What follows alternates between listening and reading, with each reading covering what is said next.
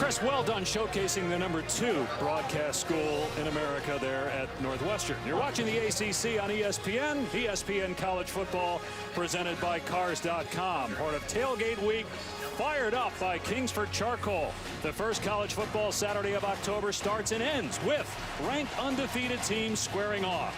First, it's #8 Florida State and 25th ranked Maryland from Tallahassee. Just 48 hours ago, there were tropical storm and even hurricane concerns that might impact the game. But all clear now, just hot and humid. Could reach 90 degrees for Jameis Winston and the Florida State Seminoles. Winston in the top 5 in the country in both pass efficiency and quarterback rating. His head coach Jimbo Fisher told us in our meeting with him yesterday, Brian Griese, that his greatest attribute is his intelligence. And that's not a big surprise. Looking at the way that he's played early in this season, he has made good decisions. He's protected the football. He's taken the shots when they've been there. And he has been outstanding. Couldn't have had a much better start to the season, but we'll find out a lot about him today against this good Maryland defense. C.J. Brown, senior quarterback for Maryland. We talked about the numbers for Winston, 14 total touchdowns. Brown has attributed 13, 6 rushing, 7 passing. They're glad to have him healthy. He missed last year. In fact, they were starting a backup linebacker at quarterback at the end of last year because they had 4 quarterbacks injured. They had to change the size of their meeting room because they couldn't get all the guys in there with crutches. So they're certainly glad Brown is healthy, and a big reason why they're 4-0.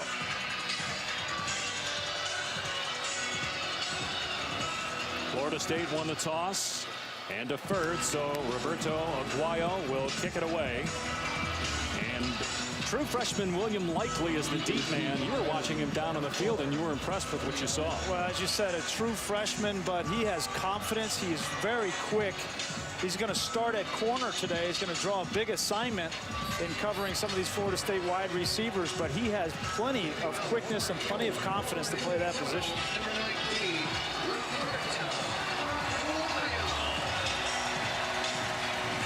First time in ACC history, 4 teams are 4-0. 2 of them meeting right now. Clemson later today on ABC will be at Syracuse as the Orange play its first ever game in the conference.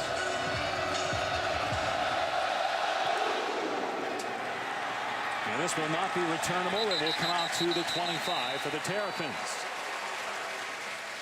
C.J. Brown leads the ACC in total offense. His 6 rushing touchdowns tie for the most among quarterbacks in the country.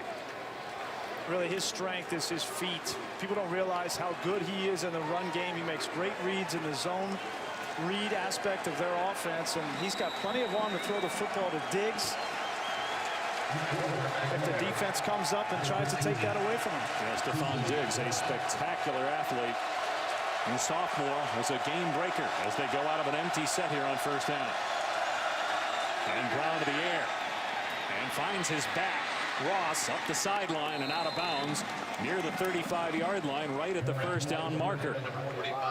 You're going to see a hurry-up offense from Maryland. You're going to see a bevy of different formations. And talking with Mike Locksley, their offensive coordinator, he really felt like they could create matchups with so many different formations and forcing this Florida State defense to line up quickly. Here's a little option and a pitch to Diggs. And he spun down at the 39-yard line, a gain of close to 5. There's no question, Stephon Diggs, they will get him the football as much as they can today. One of the most dynamic players in all of college football. And this is a matchup I can't wait to see. LaMarcus Joyner, so impressive in his career here at Florida State. He is their leader on defense, unquestioned. Great matchup in the slot with he and Diggs. Brown will keep, and he'll lose yardage. Planted in the backfield by Mario Edwards, who missed the last couple of games with a hand injury that required surgery, but he's back starting today and makes a play there to force a 3rd down. Yeah, they really need Mario Edwards to come on. He had a screw and a plate inserted in that hand. Very difficult to wrap up, but they need him. Former #1 recruit in all the country, and they need him to show up big. Also see Christian Jones, a middle linebacker, lining up at defensive end, and here comes Jones. He's blocked, and Brown's pass is caught but short of a first down.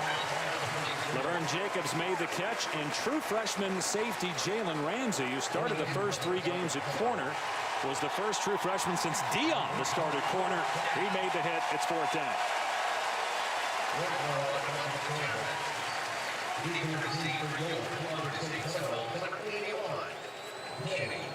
Nathan Renfro has had 6 punts of 50 yards or more. Will boot it away to Kenny Shaw.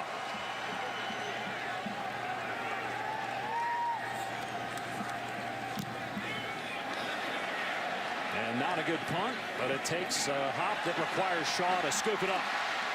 And he's out near the 23-yard line. I remember Johnny Manziel last year had a Heisman Trophy season. Everybody forgot that he replaced the guy that was drafted in the top 10 in Ryan Tannehill. Is it happening again here in Tallahassee? E.J. Manuel goes in the 1st round. Nobody's talking about him. They're all talking down here in Tallahassee about Jameis Winston. Well, and the biggest hurdle for Jameis Winston is now the hype. I mean, there's been so much talked about him. They haven't played the stiffest of competition, let's be honest. But today would be the first chance for us to see him with a legitimate opportunity to go against a good defense. They'll go at a shotgun, and he'll throw it to Shaw in the flat. Gets a block, makes a move at the 35, and out near the 41-yard line. Kenny Shaw is their slot receiver, and he's got the best feet on the team. They just get him the football. Watch Kelvin Benjamin get a block. He's 6'5". They love to get him on the lead and then let Shaw just make a move. Gain of 18 on the play. And Winston under center on 1st down. Another pass play. And Winston fires to Kelvin Benjamin for about 6 yards. William Likely on the tackle. What's the key matchup, Tom Luginbill, on the sideline you'll be watching? Well, I see 5'7" versus 6'5", and it's that matchup we just witnessed right there on the tackle. Will Likely, the true freshman, matched up against Florida State wide receiver Kelvin Benjamin. It's a mismatch on the perimeter, but Maryland's coaches think that Likely can hold up. They were teammates in high school at Glade Central in Belle Glade, Florida, as Winston throws again and going for Devontae Freeman. Tracked down in space by Matt Robinson. You see pretty early in this game the approach from Florida State offensively. 4 passes in a row. They want to get Jameis Winston into a rhythm, get him calmed down. Jimbo Fisher understands there's tremendous talent with Jameis Winston, but he still knows that he's a redshirt freshman and that there could be some nerves in this big game at home. He wants to get him settled down. It is a 1st down in Maryland territory. And the first run play, Devontae Freeman. Big hole on the outside. Freeman is loose. And they finally knock him out of bounds at the 27-yard line. That's a 21-yard run for Devontae Freeman. And a great kick-out block. You're going to see the kick-out and then watch the fullback on the 2nd level. Very well established by Florida State. Get Devontae Freeman to the 2nd level, and when you establish that passing game, all of a sudden the lanes start to open on the ground. Freeman averaging 9 yards a carry. In the meeting with Maryland last year, he rushed for 148 yards on just 16 attempts. Maryland has never won here in Tallahassee. Just 2 wins all time against FSU. Freeman stacked up that time. Minimal gain on the play. L.A. Gorey leading the charge, the leading tackler for Maryland. We're going to see 3 backs today. Devontae Freeman, James Wilder, and we'll also see Carlos Williams, the junior, who has really come on. He's got the size and the speed combination that Jimbo Fisher loves. 3-headed monster at the running back position. Freeman back there again here on 2nd and 9. And Winston in trouble and able to get away from Marcus Whitfield. They finally get him to the ground. The defensive coordinator from Maryland, Brian Stewart, compared Winston to Ben Roethlisberger in this respect, that he is so hard to bring down unless you go low. He is, and this was a screen they were trying to set up. You'll see them release, and great job by the defense of covering the back. Nowhere to go with that football, and Jameis Winston does a nice job of just getting back to the line of scrimmage. So 3rd down and long. There's Marcus Whitfield, 4th in the country in sacks. Put pressure that time on Winston.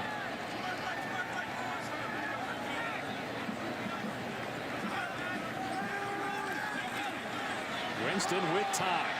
His pass is caught by the tight end, Nick O'Leary. And it's a first down at the 16-yard line, a 10-yard gain. We were wondering how the pressure from Maryland. Freezer right there, guys. You see this pickup by the back. Devontae Freeman, excellent job on the twist. That gives a nice pocket to Jameis Winston to find O'Leary on the second level. We're going to have to keep an eye on how these backs and offensive line from Florida State pick up a myriad of different blitzes from Maryland up front. A 10-yard reception, 8th play of the drive coming up for Florida State. And a fresh set of downs at the 16.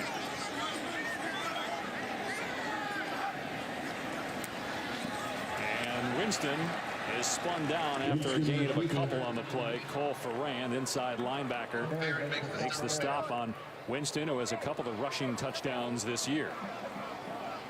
And they don't like to make a living with Jameis Winston on designed runs. I mean, if he's going to run, they want it to be off of a scramble. So they call passing plays throughout the course of a game. They figure he'll get 6 to 7 natural runs off of a scramble. They don't like to call that many option plays with him. 4-minute drive, 2nd and 8. Winston to the air again. Dumps it off to Freeman inside the 5. And Winston is tackled just short of the end zone at the 1-yard line by Anthony Nixon. Just a pick play on the edge on the perimeter, and they released Devontae Freeman outside, and Farron, the linebacker, was responsible for him. Got picked by O'Leary. Didn't get down there till the 1-yard line. Nice play designed by Florida State. Now they bring in Jacoby McDaniel, a defensive lineman, number 55 in Garnet, as one of the upmen here in goal line. And Carlos Williams, the tailback, and Williams dives in. Touchdown, Florida State. The 5th touchdown of the year for Carlos Williams at 6'1", 225 pounds.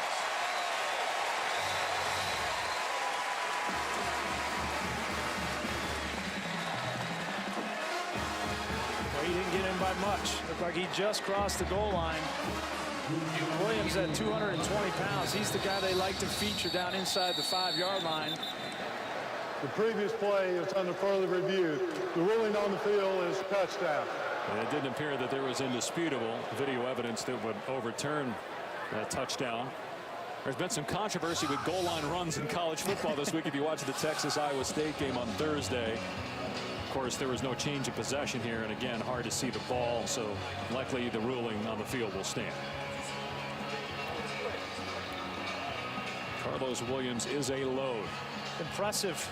Florida State, you know, they sleptwalked through the first quarter a week ago against Boston College. Went down. They were down 17-3 early in that game, and for them to come out on defense, get a 3-and-out, stop this high-powered Maryland offense, and then to come back with an impressive drive, starting with 4 passes in a row from Jameis Winston on target, and then to finish it off with a powerful run from Williams. Impressive start.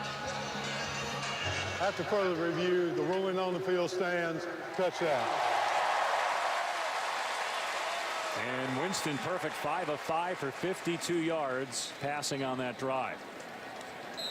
And now Roberto Aguayo, who is yet to miss a kick, including extra points. He is 33 for 33. And the freshman keeps it going to make it 7-0 Seminoles. A terrific opening drive for the FSU offense. This is Tailgate Week, fired up by Kingsford Charcoal. This is college football on ESPN, presented by Cars.com. Well, Florida State averaging 51 points per game this season. Good for 4th through the first month. And a 7-0 lead after an impressive start on offense again for the Noles. Here's a short kickoff, likely from the 4-yard line.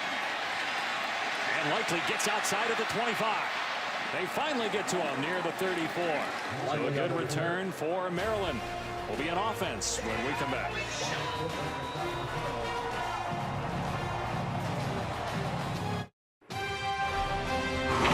ESPN College Football is presented by Cars.com.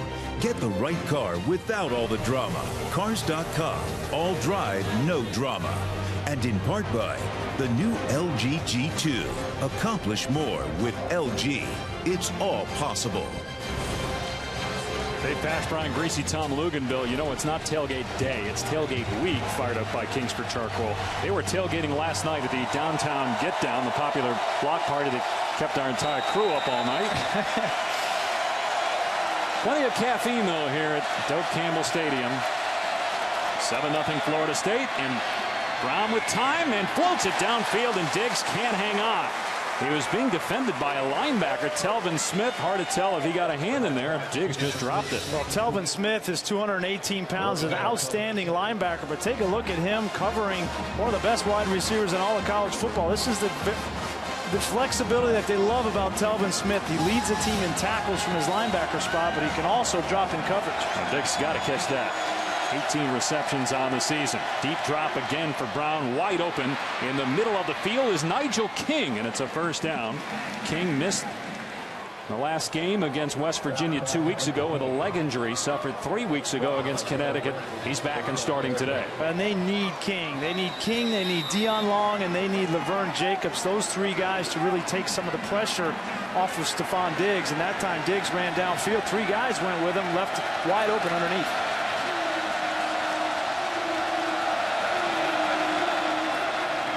Here's Brown keeping it, and he gets slammed to the turf after a 1-yard gain by Terrence Smith. I don't know that Maryland is just going to be able to line up and run between the tackles on this Florida State front seven. They don't have the size advantage. They're going to have to find creative ways on the perimeter with their zone read and power read games, and then have some play action on the perimeter to move the football. They're not going to be able to just blow them off the ball. Florida State allowed Boston College to rush for 200 yards last week. So far defending the run well. Brown and a floated downfield into coverage, and it is incomplete. Dion Long, junior college transfer, who had 100 catches in junior college last year, was being defended by Ronald Darby, who's a really good player but was injured in the bowl game last year, just getting back to full health. Well, C.J. Brown will take shots down the field. They've got 35 plays this year of 20-plus yards. So if they're going to win this game on the road, they got to make some of those plays.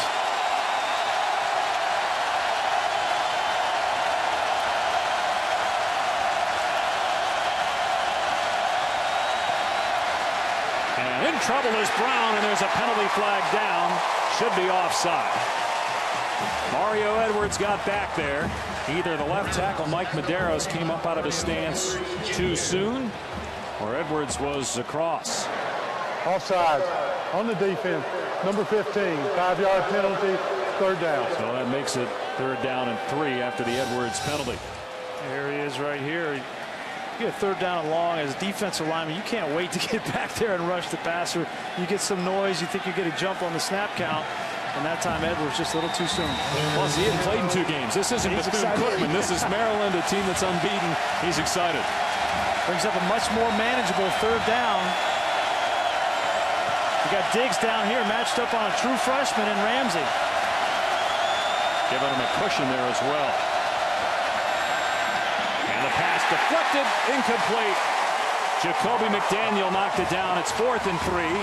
And Maryland will look to pin Florida State deep. Well, C.J. Brown wanted to go to that matchup, but Jacoby McDaniel, take a look, he just stops on the edge. Great job knowing that that ball is going to come out. A lot of times that takes a lot of discipline from a defensive end, not to rush the passer, but to actually stop and knowing that it's a quick passing game and get your hands up. Great job. And Florida State, having some substitution issues, is going to have to call a timeout here. Seminoles did not have the right personnel on the field for the punt return, so they have to burn one.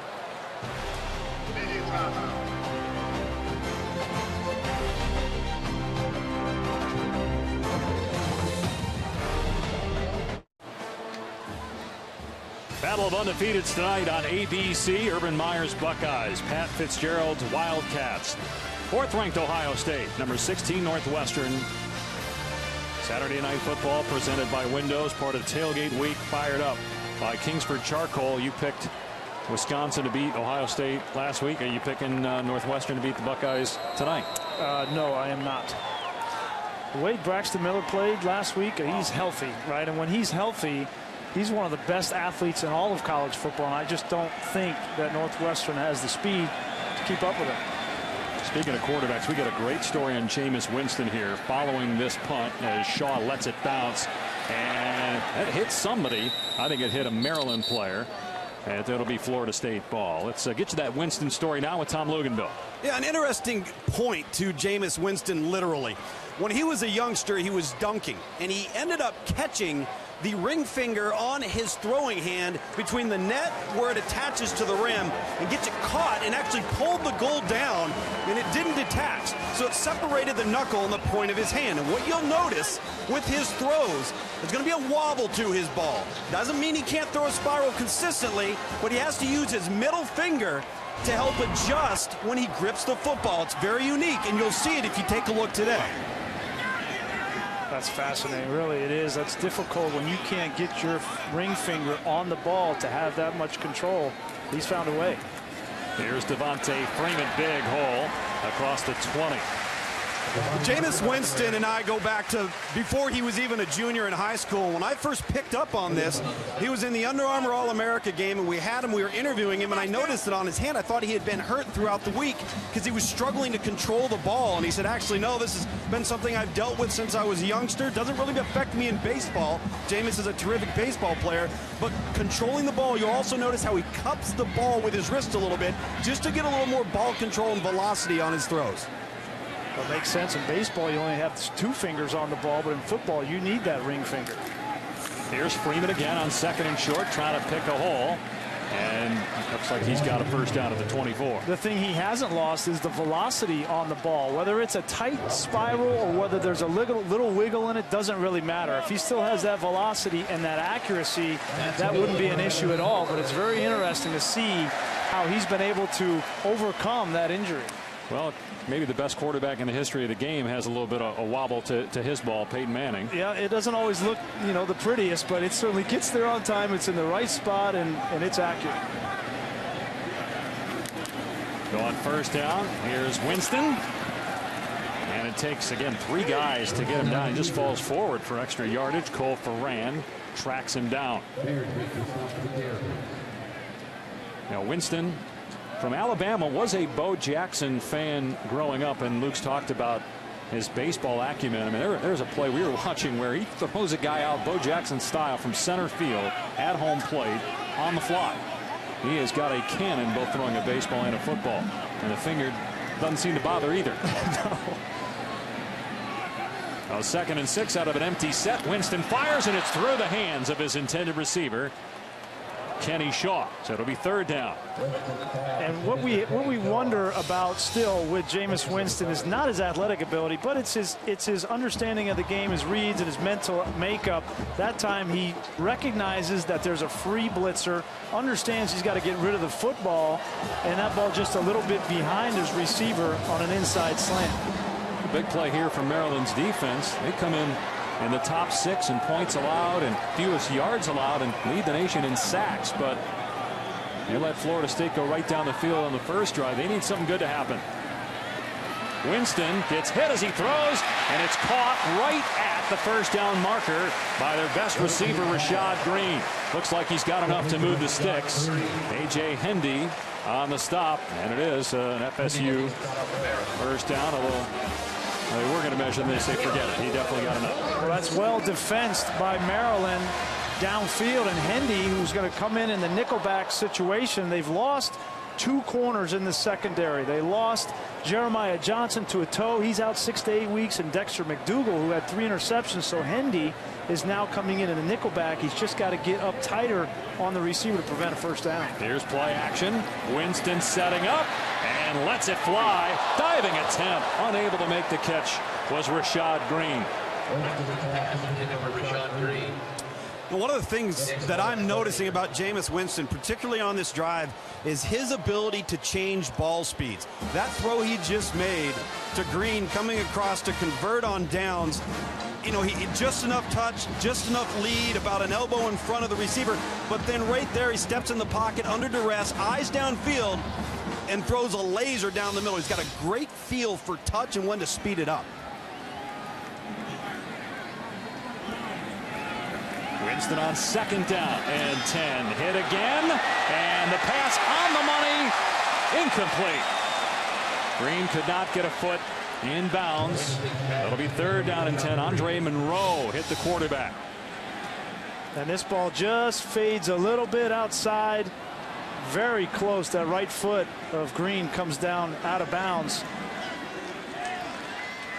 And that's a product of trying to throw the ball safe there, right? In that instance, you've got a safety coming over from the top, and you're worried about that safety coming over and intercepting that ball far. The pressure impact the throw at all?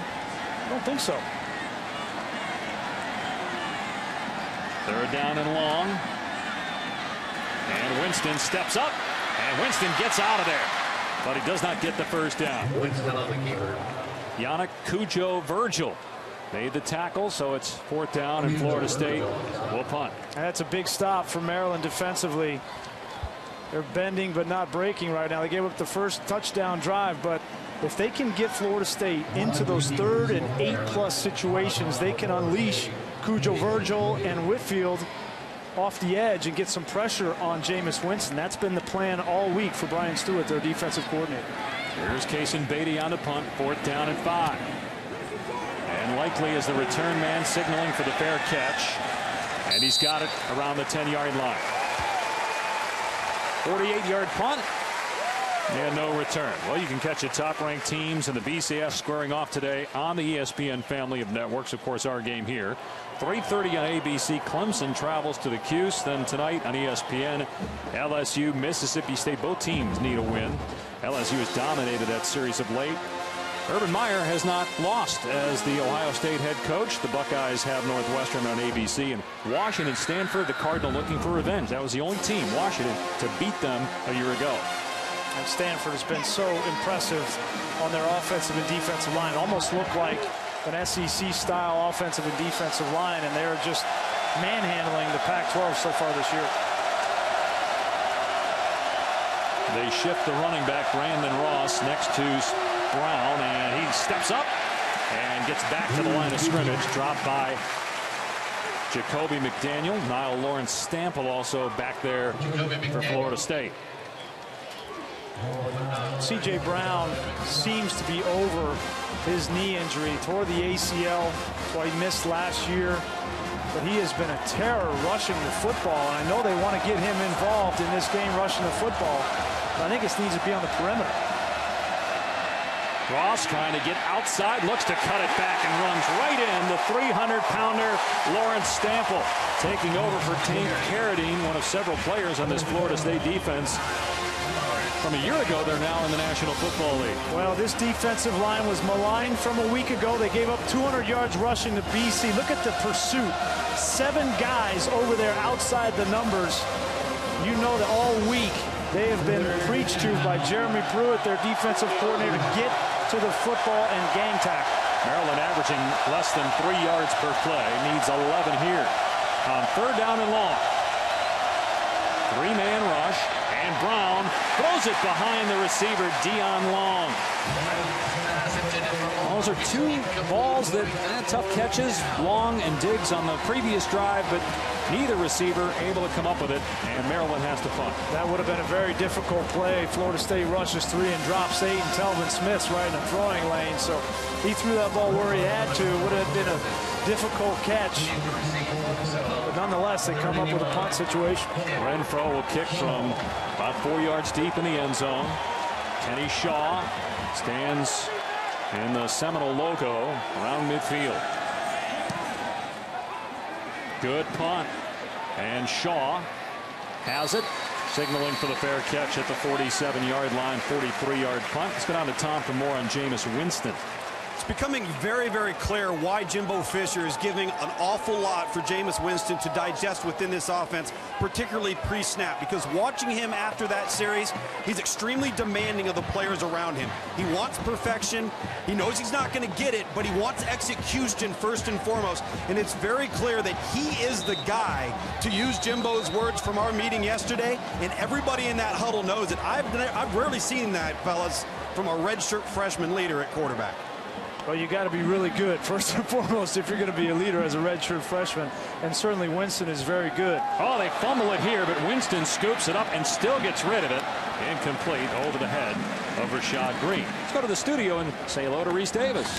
Hello, Dave. Taco Bell Studio Update. One of the 20 undefeated teams is Texas Tech, but against Kansas, Jake Heaps to Jermaine Mundine, and boy, there was a hole in there 6 axe handles wide for Mundine to find an opening. 10-0 Jayhawks. As you would say, Reese, the Fighting Charlie Weiss is off to a good start. Do they fight for Charlie Weiss? At Kansas, they might. Fight over Charlie Weiss. I don't know if they were doing that at Notre Dame, fighting for him. Here's James Wilder Jr. Certainly looks the part at 6'2", 230. Full straight ahead. He had 11 touchdowns rushing last year. Going to lose some reps this year because of Carlos Williams, who we saw score the touchdown, being converted from defensive back. And James Wilder needs to play. He needs to play well. And because you mentioned it, Carlos Williams is really nipping at his heels. And I don't think that Williams is going to take snaps away from Devontae Freeman. I think they're going to come away from James Wilder. So 3rd down and 6 over the head of Winston. And Winston wisely jumps on it. So Winston had trouble with 1 snap. The second one there by Brian Stork, veteran. A senior center. It looked like Winston was looking to the left. Yeah, he never even saw that ball coming. He was trying to make sure that the motion from O'Leary got set. He's looking left. There it is. And the ball not only comes early, but it comes high and to the right. And that was the miscommunication between Stork and Jameis Winston. Give the freshman credit, too. Just jumped on the ball. Such a great athlete. In the back of his mind, he's thinking, I could probably pick it up and make a play. So 4th down. Beatty gets it away and likely letting it go. It's a short punt, but it takes a Florida State bounce, ends up out of bounds at the 27-yard line. If Maryland is going to get their offense going, they have got to use Diggs. Both get him the football, but also use him as a decoy. Take a look here. They're going to run him down on a corner route. He takes 3 FSU defenders out of the coverage, and that opens up the underneath. They have got to continue to throw the football and use Diggs and find those complementary receivers like Long and like Jacobs and like King underneath to move the football. He has 1 rush in this game. Brown to the air. Going downfield, single coverage. Diggs is there. Check that Dion Long, and he makes the catch. Long with a terrific grab, and Brown put it on the money at the 34-yard line. Another big play throw from C.J. Brown. He's not just a running quarterback. Dion Long leads the team in reception, so they've been calling his number quite a bit. He goes up over Ron Darby and comes down with it. 39-yard reception to put the ball inside the 35-yard line of Florida State. And that's the end of the first quarter here in Tallahassee. It seems like Florida State has dominated, but only 7-0 Noles. Maryland trying to win for the first time in school history in Tallahassee.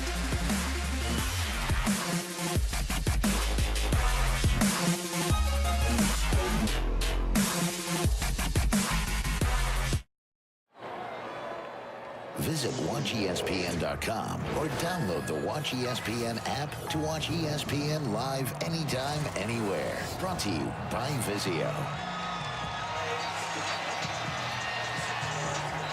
Randy Edsall in his first 2 years in Maryland won just 6 games, but he's 4-0 this year with a healthy quarterback inside dynamic playmakers at receiver, and they're on the move here. 1st and 10 at the 34-yard line. Albert Reed, the backup tailback, gets about 2 on the play, tackled by Terrence Smith. Edsall came from Connecticut. He's got Maryland off to its best start since 2001 when they won the ACC title. First time playing a game as a ranked team since 2008. But they're 0-11 at Doak Campbell lifetime.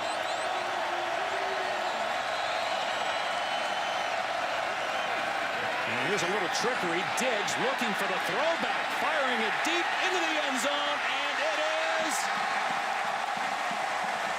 incomplete. Intended for Dion Long. Ramsey and P.J. Williams were the 2 defenders covering Dion Long. And Dion Long got his hands on that football. You see him, he's coming all the way around. The guy that was in motion in the throwback, Long gets his hands on it, and Ramsey, number 13, comes in at the last minute. Great play by the true freshman to save a touchdown. Ramsey is tall, 6'1". Watch him in pregame. That was the thing that stuck out to me, is how tall he is and why he reminds a lot of people of Deion Sanders here at Florida State. Diggs can throw it, as you saw it there last year. He had a touchdown pass. Here's Bryant, third down and long. And he's going for long in the end zone. And just past his outstretched arms. They are really trying to attack the perimeter. P.J. Williams, that time, defending Deion Long. Yeah, and P.J. Williams, give him credit. This was an all-out blitz. Everybody coming. Telvin Smith drops out late, but Williams was in one-on-one coverage. And they teach the quarterback, if you got one-on-one, do not miss long. Miss short, because you can still go back and fight for that football and possibly get a pass interference or make a play. Brad Craddock has missed only one attempt this year. It was a 52-yarder. His long is 50, so he certainly has the leg. This will be a 51-yard try. And it hit the upright. No good. Boy, last year, Randy Edsall remembers it well. They doinked one off of the goalpost against NC State. They would have won that game, and same kind of poor luck again early in this game.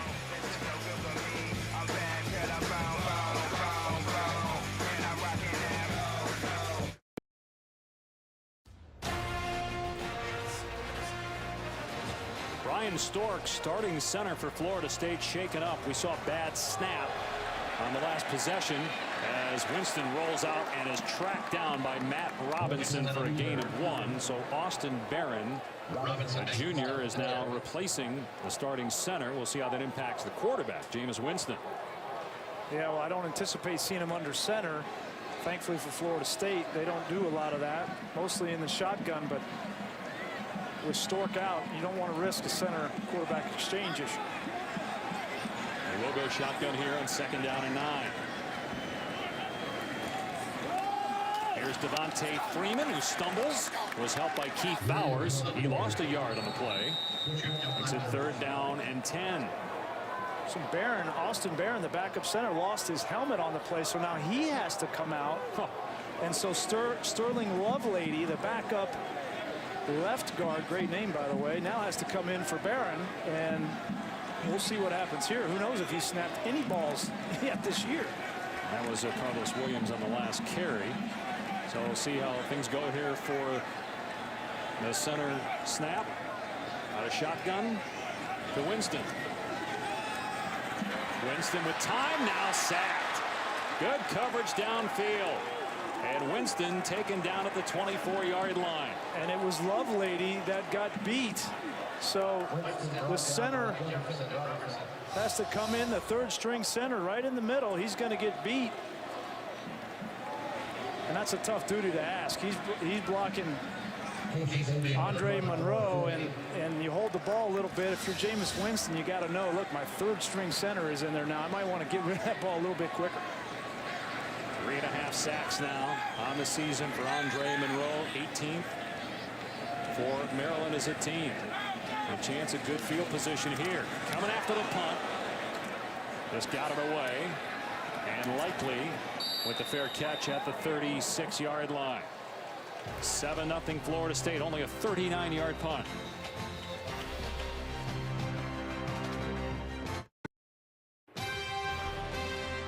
ESPN College Football, brought to you by the all-new 2014 Chevy Silverado and UPS. Let UPS put the power of logistics to work for you. Back here at Florida State, where the Seminoles have a 7-0 lead. On the Maryland Terrapins, in a matchup of ranked teams, one of several today on the ESPN networks. Maryland with the ball at the 36-yard line. And off the right side is Brandon Ross, and he doesn't get much. Telvin Smith with the stop. Dave Pasch, Brian Greasy in the booth. Tom Luganville down on the field. Brian, you said yesterday in our meeting this is show me Saturday for both these schools. What'd you mean? Well, I just think that neither one of these teams has played a team that's been very difficult. Probably the most difficult game for Maryland was the West Virginia game, and then for Florida State it was BC last week, and they didn't play particularly well on the defensive side. So both of these teams have an opportunity today to really make a statement in the ACC going against each other. Florida State has a bye after this game and plays Clemson as Diggs makes a great catch with maybe the best defensive back, LaMarcus Joyner, on him. C.J. Brown with a nice throw to Diggs. Wow, what a great play by Stephon Diggs. This is the matchup we highlighted at the beginning of the broadcast. He's behind Joyner and fights back in front to go up and just take this football away. Joyner was in perfect position, but that's the extreme talent of Stephon Diggs to go get the ball. So Maryland in Florida State territory. Brown over the middle, and it's incomplete. Let's check in with Reese. Guys, time now for an innovative look brought to you by AT&T. Can't wait to see Washington and Stanford tonight. Keith Price looks like the quarterback we saw a couple of years ago. Offensive line playing better, and even when there's a blitzer coming free, Price keeps his eyes downfield as he did against Boise State. It's something the Stanford defense will have to contend with tonight, 10:30 Eastern on ESPN. Starting and ending the day, Reese, with undefeated ranked teams going at it.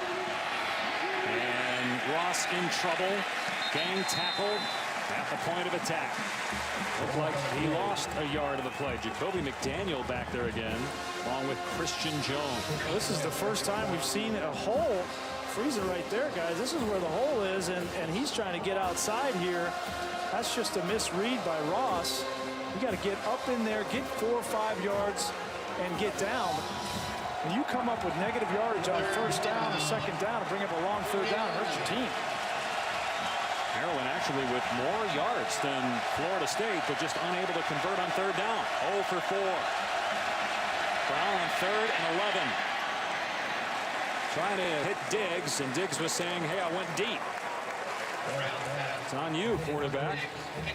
Well, there's a miscommunication. It's hard to tell who's right and who's wrong here, but clearly Diggs, take a look, he's going to run just a little quick out, and if the ball doesn't come, sometimes they'll turn that up. Yeah, it was at the top of your screen where it happened. He and the quarterback were not on the same page. You're lucky, in that instance, you're lucky that there's not a turnover going the other way. A lot of times you have that miscommunication, you throw it right to the corner. Renfro will punt again to Kenny Shaw. Looking to pin the Seminoles deep. End over end kick, and it goes into the end zone for a touchback. 7-0 FSU, early second.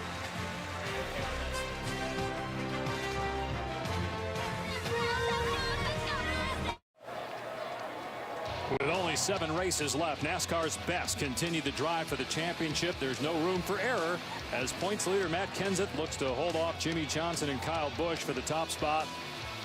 Round 4 in the chase for the Sprint Cup. It's at Kansas, presented by Dodge Durango, Sunday at 1 on ESPN. Florida State ball after the punt went into the end zone. Noles from their 20-yard line. Here's Devontae Freeman, and nowhere to go. Takes a seat at the 20. No gain on the play. Keith Bowers is there. Tom? Well, redshirt senior starting center Brian Stork will not return to this ball game. A concussion.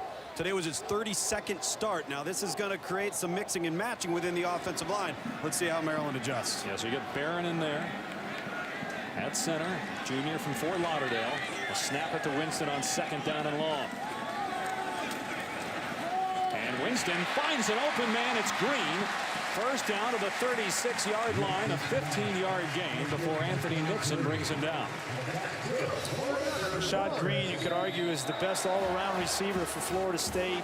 He's reliable, runs good routes, and he protects the football, and he always knows, Jameis Winston does, where Green's going to be on the field. A nice conversion. Keep an eye on that. That's a big loss for Florida State. Brian Stork, the center, coming out, because this is a very complicated defense they're going against in Maryland today. Here's Winston dumping it off to Shaw, who spins out of one tackle and then stretches to the 46-yard line right at the first down marker. Brian Stewart, the defensive coordinator, has an impressive resume. He was a coordinator of the Dallas Cowboys for a couple years in his 2nd year here in Maryland. And he has done nothing but help this defense, because before he came here, they were over 100 ranked in the country defensively. Last year, they were 21st. And now they're in a top 10 defensive situation this year. Brought a very aggressive 3-4 scheme that likes to get pressure and likes to create confusion. and so far Jameis Winston has handled it.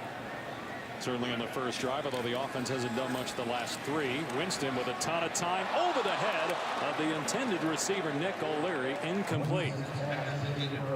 So how does Brian Stewart, Grease, impact now the center as well as the quarterback Winston? Well, you'll see there's a lot of moving parts on defense, and the center and the quarterback are responsible for communicating how they're going to pick up certain blitzes. And if the center and quarterback are not on the same page, that's when you get free rushers on the quarterback, and that's what Maryland has been so good at. 17 sacks, leads the nation. Here's Carlos Williams at 220, trying to run downhill, but he's upended at the line of scrimmage by Marcus Whitfield, who plays the position that DeMarcus Ware did in this defense in Dallas, and he's got a lot of sacks and made a nice play against the run there. Yeah, 5.5 sacks on the year, and that's what they're trying to figure out, is how can we break down the protections of Florida State to finally get to Jameis Winston and get some pressure on him, force him off of his spot, and maybe get some turnovers on the back end. A 3rd down and 10. All these guys walked up on the line of scrimmage. You don't know which one's coming. And Winston going downfield. It's pulled in by Green. First down, Florida State inside the 20-yard line. A beautiful toss by Jameis Winston. They had 2 deep safeties. When you come with this pressure and you don't get there, go ahead and roll it, guys. You see the 2 deep safeties. If you don't get there, and he's got a nice pocket to throw from, you're going to be susceptible on the back end, and that ball is thrown perfectly right behind Hendy, who just couldn't keep up with Green. 38-yard pass play. He has tremendous accuracy on the deep throws. We've got an official timeout here. When looking numbers of E.J. Manuel and some of our next level stats, the quarterback here last year, 1st-round pick of the Bills, compared to Jameis Winston as a redshirt freshman. Winston much more accurate down the field throwing the football than Winston. Yeah. Or than Manuel, excuse me. Absolutely, and that's a confident sign. When you're able to throw the ball down the field accurately and complete those passes, it's a sign that you're very confident. And when he throws the ball over 15 yards down the field, he completes 67% of those balls. That's unheard of. That's the best in the country. Had a problem with the chains. That was the reason for the stoppage. So 1st down at the Maryland 15-yard line. Here's Freeman looking for a cutback. And able to find the hole. He gets squashed at the 11-yard line. Matt Robinson and Sean Davis team up on the tackle. Gain of close to 4 yards. And I think the next level for Jameis Winston is some of the things that we're starting to see off the field, on the sideline, leadership in the locker room, being able to lead his team, to be able to call guys out when they don't do the right thing or they're not studying their playbooks. And I think, talking to Jimbo Fisher, he's been really pleased with the progression of Jameis Winston in those leadership categories, which is going to take him to the next level. There's 2nd and 6. They go out of the eye. And Freeman finds a lane inside the 10. And close to another Florida State 1st down at the 5-yard line. Freeman, 5'9", 200 pounds, but he's powerful, and great second effort there. Got the ball to the 5. And have not signaled yet whether it's 1st down and goal or 3rd and short. Now they're saying 1st down. This is the area of the field where they have traditionally brought in Carlos Williams to slam it. He's not in the game. They left Freeman in. Trying to go up 2 scores on Maryland midway through the 2nd quarter. It's Freeman straight ahead. And Freeman rolls into the end zone. Touchdown.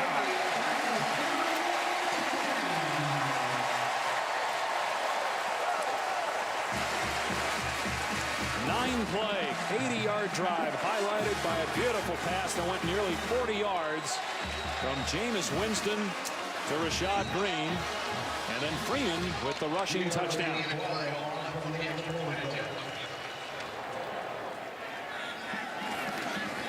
McGuile remains perfect on the season. It's 14-0 FSU.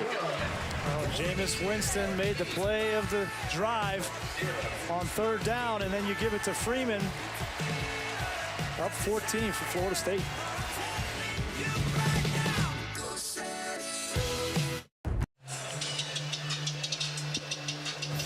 To Tonight in Pac-12 country at 10:30 Eastern. Stanford and Washington. Kevin Hogan really playing well at quarterback for the Cardinal. You got Keith Price, QB of the Huskies.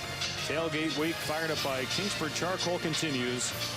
Pac-12 North rivals squaring off. Well, Washington's finally healthy on the offensive line. Everybody talks about the defensive line and the defensive front seven for Stanford, but Washington's O-line is back healthy. They missed 40 starts a year ago. That's why they struggled, and Keith Price struggled. It's a live ball and a pooch kick. Beautifully done. It's loose at the 23-yard line.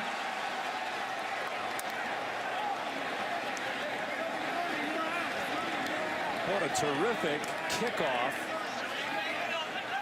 by Aguayo. It looks like Maryland has possession. No, they're saying, now he made a mistake there. The referee made. Yeah, now they got it sorted out. It's Maryland ball at the 23-yard line. Boy, they dodged a bullet. You've got to be aware when you play Florida State on special teams for these kinds of plays. And Telvin Smith got a finger on it, but just couldn't come up with it at the bottom of the pocket. Abner Logan did. 46 in white. So a huge drive now from Maryland, trying to get some points before the half. Florida State will get the ball to start the second half. And the Seminoles have scored on the opening drive of the second half in all their games so far this year. Brown with a flare route. Ross, and he gets slammed to the ground by Timmy Jernigan. No gain. Here's Reese. Guys, time for a Dr. Pepper 10 conference update. In the Big Ten, Indiana's 0 for 16 trying to beat Penn State. Hoosiers up 7-0. Christian Hackenberg to Allen Robinson. That would go 43. Hoosiers just had a touchdown call back, but they're deep in the red zone trying to regain the lead against the Nittany Lions. And here Reese, it's all Seminoles, 14-0. Second down and 12. Brown being chased and now throws it deep. And it's broken up, incomplete. I think broken up by the receiver, Nigel King. Darby thought he had an interception. And the quarterback, C.J. Brown, shaken up on the play. There is no penalty flag down. Well, they moved Christian Jones to defensive end specifically for this game, for this reason, to contain C.J. Brown. And that's Christian Jones right there. And he just gets high load there. That's a hit from Jacoby McDaniel right in the chest. Let's see if McDaniel takes 2 steps and then hits him. And that looked like a penalty. You take 2 steps, normally you get flagged for roughing the passer, but no penalty on the play.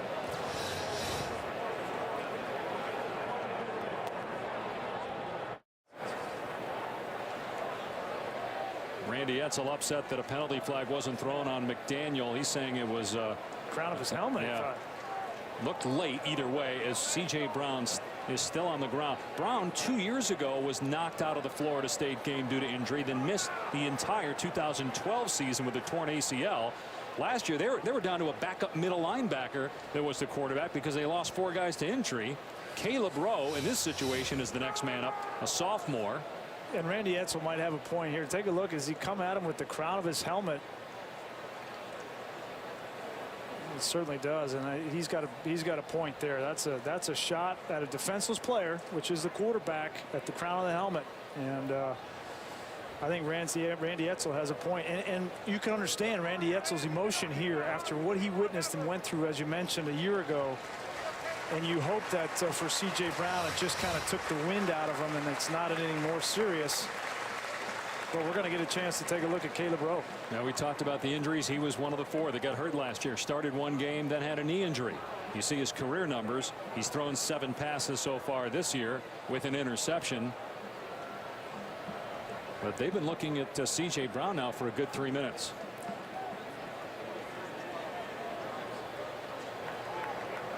It's 3rd down and long for Maryland. So not only does your backup quarterback come in, but he's faced with a passing situation where Florida State can tee off. And you feel awful for C.J. Brown after what he's been through, and he's going to go, looks like, directly to the locker room. But after having torn that ACL before the season started a year ago and having to sit out and watch all of that and working his that he is, and now you just hope that this is not serious. But here's Caleb Rowe. 3rd down and 12 for Maryland, trailing 14-0.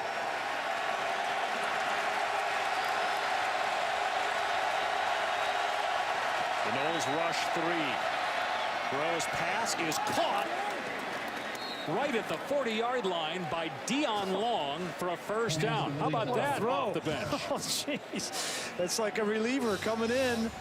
He just rears back, and this is thrown on a rope. It's called a circus route on the outside to the bench, and that ball is thrown perfectly over the corner with not too much air to let the safety come under. A 19-yard pickup. Here's Rowe to the air again, trying to set up the screen to Ross. And Ross with good yardage. Come up a yard shy of the first down. Terrence Brooks, safety, and a defensive lineman, Timmy Jernigan, downfield making the stop. I love that call from Mike Locksley. Just throw the screen there on first down. You know that Florida State with a new quarterback is going to want to try to rush the quarterback and hit him too. And the screen is the perfect call. A second down and a yard. Inside 5 minutes to go.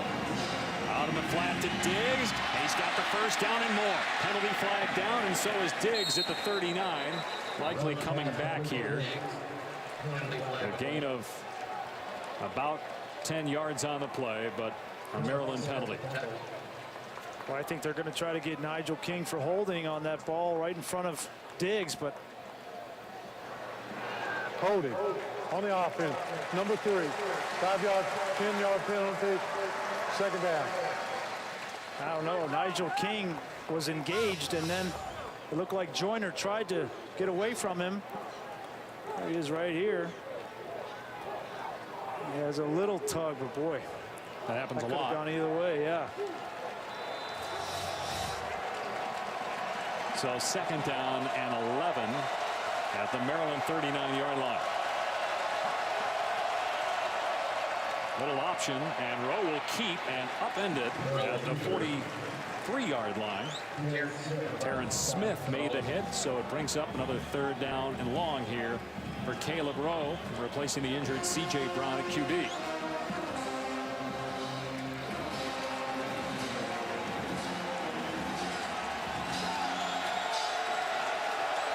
Maryland just 1 of 6 on third down, and the conversion was on 3rd and 12 with the backup in his first play. All-out blitz here is no safety. And Rowe, off the chest of the intended receiver, Nigel King. And may not have been a first down had he caught it. Hard to tell if P.J. Williams got a piece of the ball. Let's see. Well, it was a dangerous throw. If he got this ball in, it would have been a big gainer, but P.J. Williams almost, that would have been pick 6. Got his hand right through his hands, boy. Right through his hands, then through the hands of the receiver as well. So Maryland has to punt. 3:57 on the clock. Renfro will kick it away. Kenny Shaw, the deep man. Renfro's been busy today. And a short kick. Shaw at his 20. Cut down at the 22-yard line. Now for today's Aflac trivia question. Oh, he's got the pads today. I like that. What are the only 2 FBS conference divisions currently with 3 undefeated teams?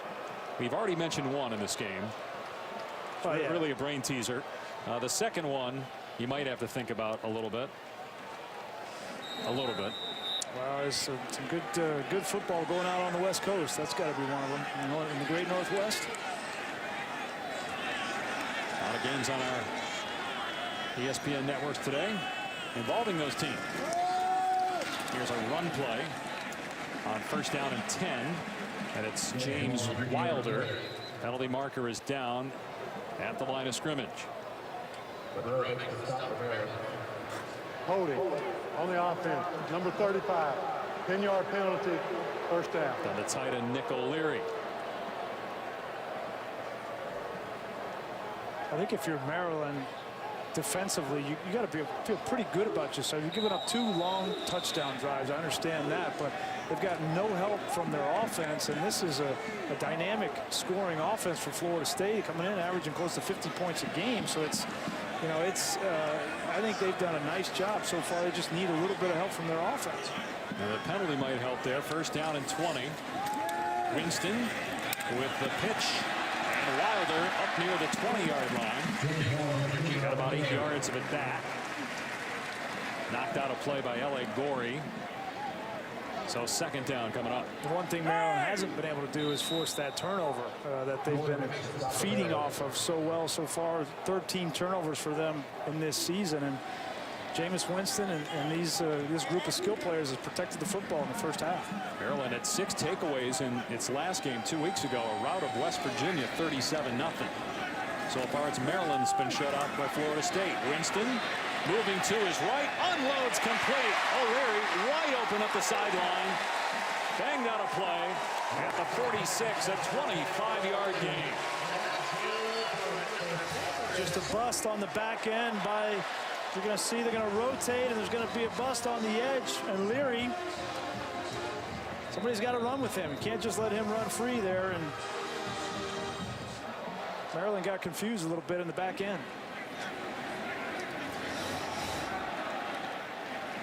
Winston 10 of 15, 148 yards passing here in the opening half.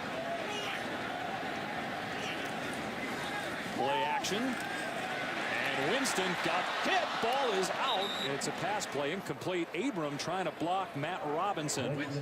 And the fullback lost that one-on-one matchup. Well, they try to create matchups. And, yeah, when you get a fullback on an outside linebacker, the advantage obviously is to the defense. And that time he had no chance of keeping Robinson off the quarterback. And that's the kind of interceptions and turnovers they get, or tipped balls, or a situation quarterback trying to make a play when he's getting hit. Inadvertent blow to the head that time. Robinson is trying to get back there. Winston here on second down and 10. Delivers to Benjamin. First down and more. And the 6'5" Kelvin Benjamin finally brought down inside the 40-yard line of Maryland. Well, A.J. Hendy got confused this time. You're going to see him. He's running out with the tight end, and in comes Benjamin. These crossing routes have confused Maryland. That's what we have not seen so far from Brian Stewart's defense, is them being out of position and giving up easy plays. But so far in this game, it's happened several times. 2 minutes to go, 3 timeouts remaining for Florida State.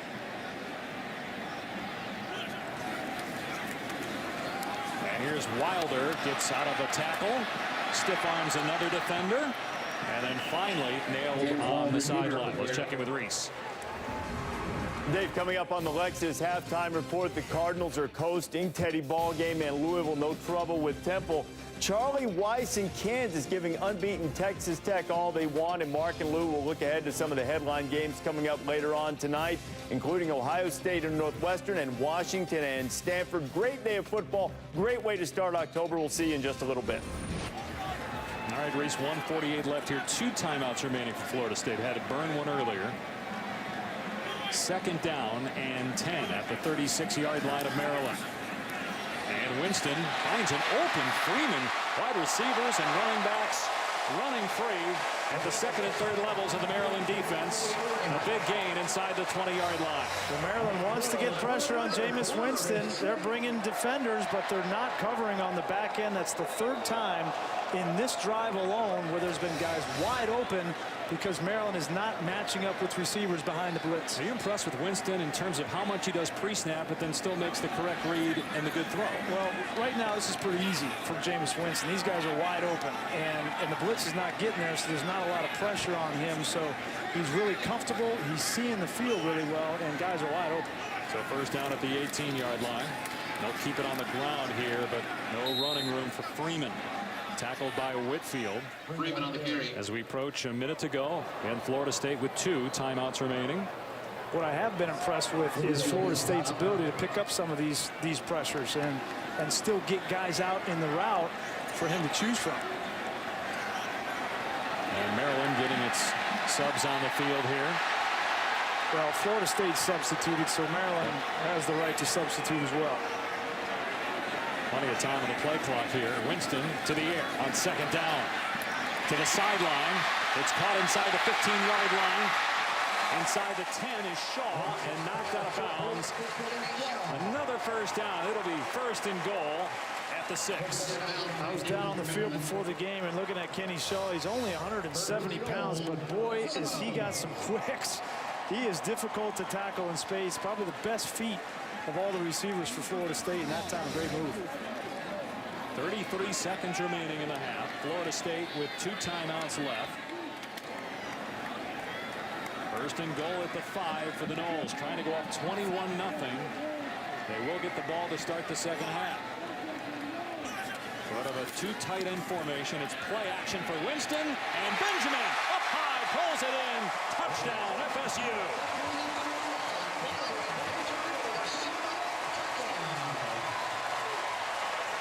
First touchdown pass of the day for Jameis Winston, his 13th of the season. They did not have to snap a third down play on that drive. 78 yards in 9 plays. They had 3rd and long that they completed to keep the drive going. Eventually led to touchdowns. 21-0 Florida State. Well, that's the first time that we've seen this Maryland defense really break down this season. A shutout a week ago against West Virginia, but just too much pressure from Jameis Winston and Kelvin Benjamin on that drive, and Florida State goes up 3.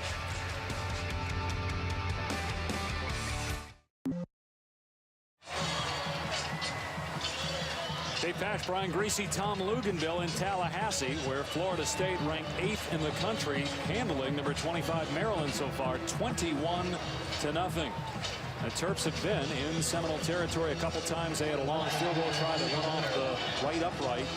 Florida State has had 3 long scoring drives, 2 rushing touchdowns, and then a passing TD by Winston to Benjamin. 28 seconds remaining in the half. Maryland has all of its timeouts. Florida State with 2. Here's another pooch kick. This worked last time. It's going to be fair caught at the 23-yard line. Let's look at our Aflac trivia question and answer.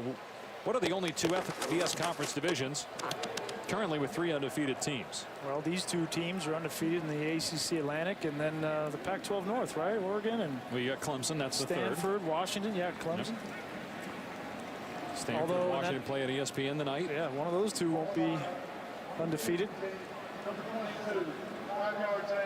There was an offside penalty on Florida State, so add 5 yards to the end of the fair catch. That'll put the ball near the 30-yard line for Maryland, and Caleb Rowe, backup quarterback in there. C.J. Brown, 2nd straight time that Maryland has come to Tallahassee. C.J. Brown has gotten hurt.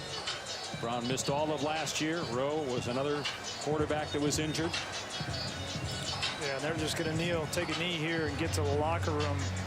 It's bad enough to be down, 21-0 to give up that drive at the end, and then but also to not have your quarterback. Randy Edsall's got to circle the wagons a little bit. If you're Florida State, why not use your timeout? Just force them to Maryland to do something on 3rd down. Why not?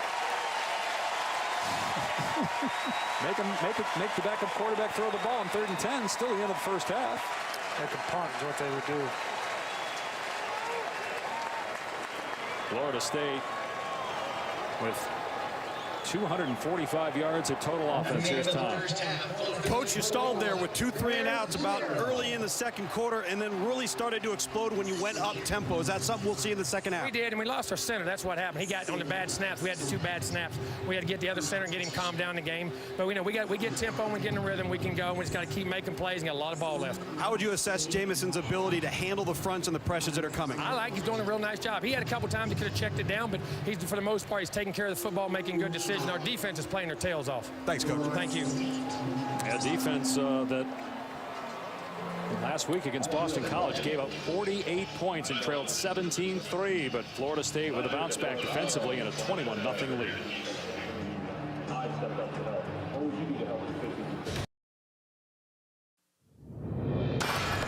This is Tailgate Week, fired up by Kingsford Charcoal.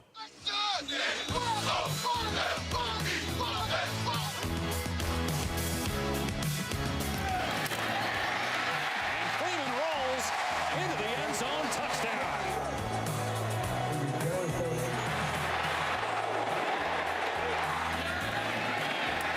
Benjamin up high, pulls it in.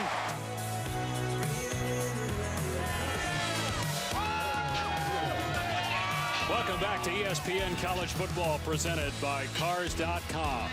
It's all Florida State in a matchup of ranked, unbeaten teams, 21-0. The Seminoles lead the Terps. With Brian Griese, I'm Dave Pasch. 3 long, sustained drives by that Florida State offense and a Maryland defense which had played well this season, not showing much resistance, Brian. Really, and they made it too easy for Jameis Winston. They tried to bring some pressures to get to Jameis Winston and get him flustered a little bit, but they ended up shooting themselves in the foot on the back end and just creating too much space for the wide receivers. O'Leary here, you see a linebacker that's dropping out of position, and then a couple more plays. You had Hendry, the nickelback, that's not paying attention to Kelvin Benjamin, makes it an easy throw underneath for a big 3rd down gainer. All of these plays, by the way, were on that touchdown drive. They lose Devontae Freeman. Again, it's Hendry who's out to go with him in the flat, and this led to the 21-point lead in the first half, and Maryland just needs to shore that up on the back end if they're going to have any chance of getting back in this game. Florida State will get the ball to start the second half. Maryland have been averaging well over 20 points per game in first halves this season, but shut out in the first half by Florida State's defense. And hesitating is Kermit Whitfield. He'll run it out, and it's a good return across the 30-yard line. Time for our Discover Game Changer, brought to you by Discover Car. And at the end of that drive, we saw all those completions to open receivers. This was the capper to Kelvin Benjamin, which has kind of changed the complexion of this game, 21-0. And then Florida State's defense, give them credit, last week over 200 yards on the ground to BC, and so far they have been up to the task against Maryland's rush attack in this game. There was a penalty flag on the return, so instead of having the ball around the 30, Florida State will be backed up inside the 10, a spot foul. Maryland needs something good to happen early to try to get back in this ball game. Well, they've got to get a stop here on this first drive and preferably get some kind of a turnover, some kind of momentum change to start this second half.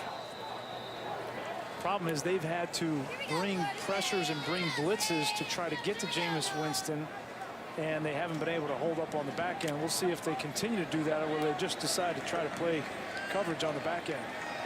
Winston averaging 262 passing yards per game. He threw for 202 in the first half, and the touchdown to Benjamin at the end of the second quarter. He'll throw from his end zone here on first down and going deep. And a beautiful throw. It's caught. Green with the catch. A tremendous pass by famous Jameis.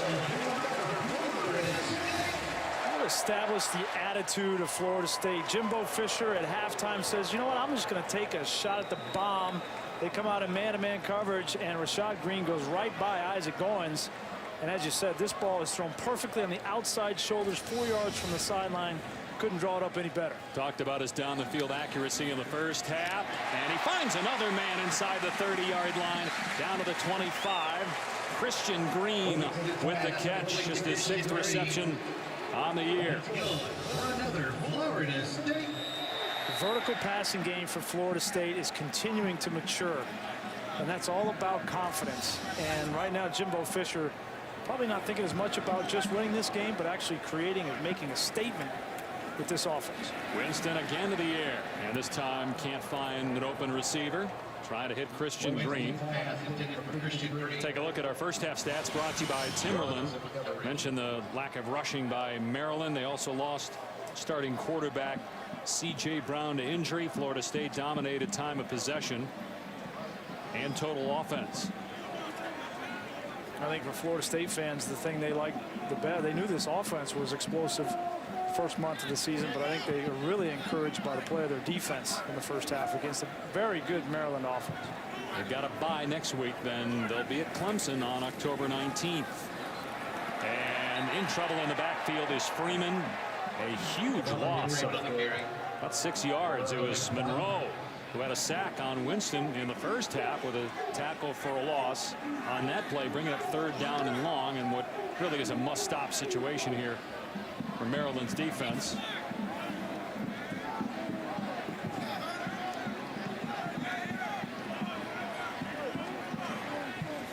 Florida State was pretty good on 3rd and long in the first half, converted 2 3rd and long plays on 2 of their touchdown drives. This is 3rd and 15. Those were 3rd and 8, 3rd and 9. Winston stepping up, eludes a tackler, inside the 20, inside the 15, all the way to the 10-yard line. A run of close to 20 yards for the big guy. You can't just turn and run with the wide receivers because Jameis Winston has enough in his legs to hurt you. Great decision, nothing open downfield. Just a little bit of juke, and then it's 240. You got to tackle 240 as a nickelback or a corner, and that's not easy to do. So first and goal at the 9.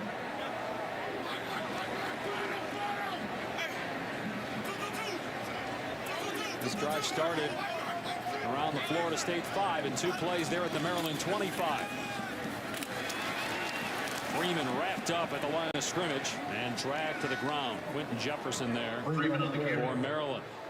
Well, it's been pretty easy for Florida State with their opponents through the first 4 weeks. You see they've scored on the opening drive of the second half in each of their games, 3 touchdowns and a field goal, and looks like they're well on their way to doing the same here.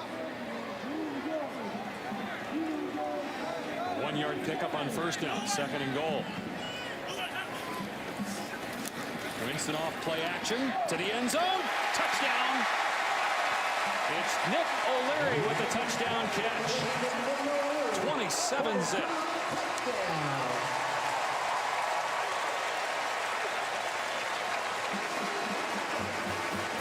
There's too many weapons for Maryland to account for. All 3 of these wide receivers are playing well. Then you got backs who can throw the football to. Freeman catches the ball well. You got a confident quarterback, and then you mix in a little bit of Nick O'Leary, and that's very difficult to stop. And right now, Florida State, I don't know. You tell me. You think this is as explosive as Clemson? 2 weeks away. They know they're going to have to score a lot of points. They're showing how to do it.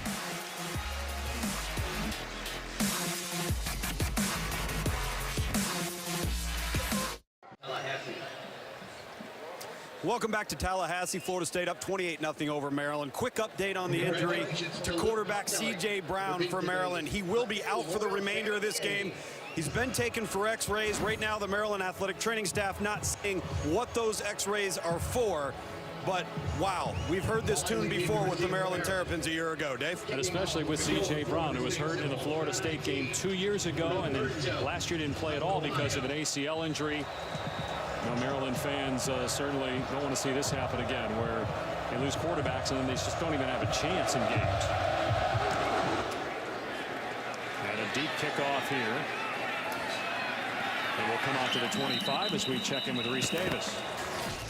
You know, Dave, how you expect the game to go one way and it just totally turns around on you. Michigan State and Iowa, we all thought 10 points might win this thing. Connor Cook to Benny Fowler, and back and forth they go. Sparty's on top by 3 now in the third quarter. I don't know if, Reese, you were referring to our game. I think a lot of people thought that it would be closer than 28-0, but boy, Florida State has looked good on both sides of the ball. Absolutely, and they've had the right attitude, and I think that was as important as anything. Were they going to come into this and take Maryland lightly? We know Maryland's a much better team than they were a year ago, and Florida State was up to the task. Forward pass that is low and uncatchable really for Diggs. Caleb Rowe, who is in there now for the injured C.J. Brown. Well, they've got to get the football to their best player, Stephon Diggs, and they tried to do it right there. Couldn't get it to him accurately, but he only touched the ball 4 times out of 28 plays in the first half. It's not enough. Over the middle to the 31-yard line. It's Nigel King on the catch, so good pickup there, 6.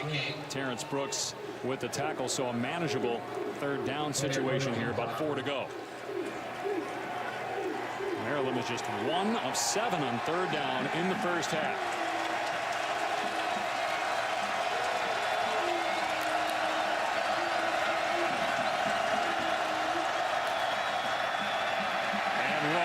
Gets hit as he throws it deep for Diggs, incomplete. Mario Edwards had pressure backside, and boy, LaMarcus Joyner, what a good player he is, running with Diggs down the sideline. Well, you got to give him credit. He is the unquestioned leader of this defense, and he's a physical guy. You know, being down there on the field before the game, he's only 5'8", he's not very big, but he's physical and he's smart. He looks back for the football. It's great coverage. And Marcus Joyner played safety the last 2 years. He was a corner 3 years ago. They moved him to safety. They needed him there. And then coming into this year, Jimbo Fisher felt like their safety position was good. They lost Xavier Rhodes, and they needed a guy on the outside. And he's been there for him in a big way. Renfro's punt. And there was kick-catch interference that time by A.J. Hendy as Kenny Shaw was signaling for the fair catch. And Hendy ran into him.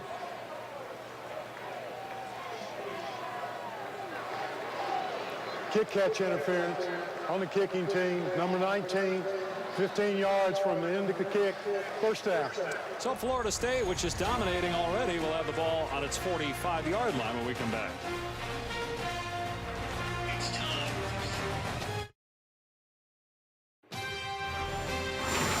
ESPN College Football is presented by Cars.com.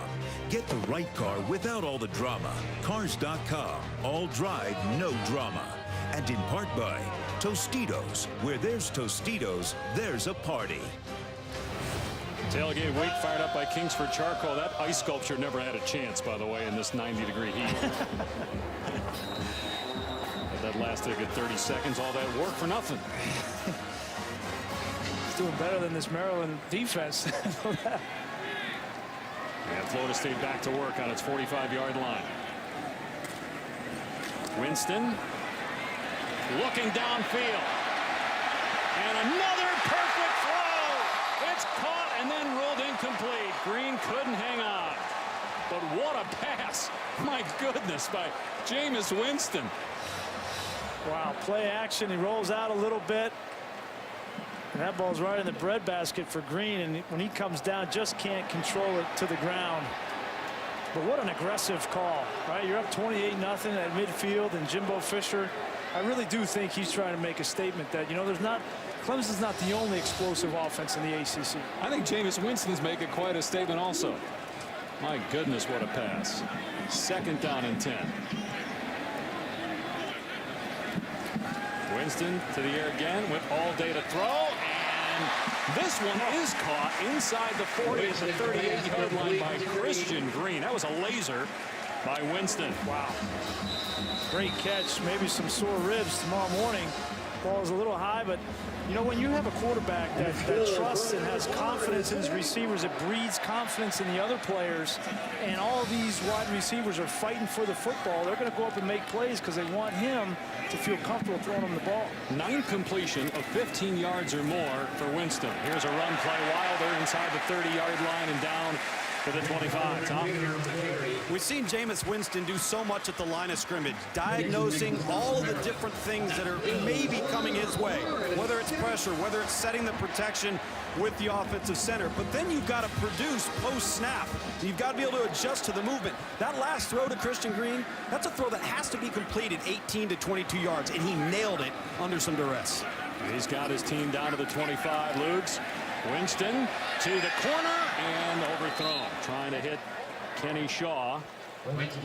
This is a guy that won the job beating out a good quarterback in Jacob Coker in camp. He's replacing a first-round draft pick in E.J. Manuel, and he has made it look easy through 5 games. Well, and I love the way Jimbo Fisher is handling him so far this year. That time, guy was open, and he didn't hit it. Didn't miss many of these so far in this game, but Jimbo Fisher's out to the numbers, talking to his quarterback, and Jameis says, I love being coached to perfection, and that's what Jimbo Fisher does. Wilder bounces off of a tackler into the arms of a defender at the 21-yard line for a 4-yard gain. Yannick Cujo-Virgil was there from Maryland, so 3rd down. And I think Jimbo realizes he has a special talent here, and it's not easy. Not every coach can coach a really special talent. You've got to be able to handle the ego that's building with every single game that's being played, but you also have to keep him on task and understand that perfection is the goal, and not to be too hard or too soft on him. Treat him like everybody else, because you can send a message to the rest of the team. I think Jimbo's done a great job of that. Here's 3rd and 6. Winston sensing pressure, unloads to the end zone. Another strike, another FSU touchdown. Kenny Shaw.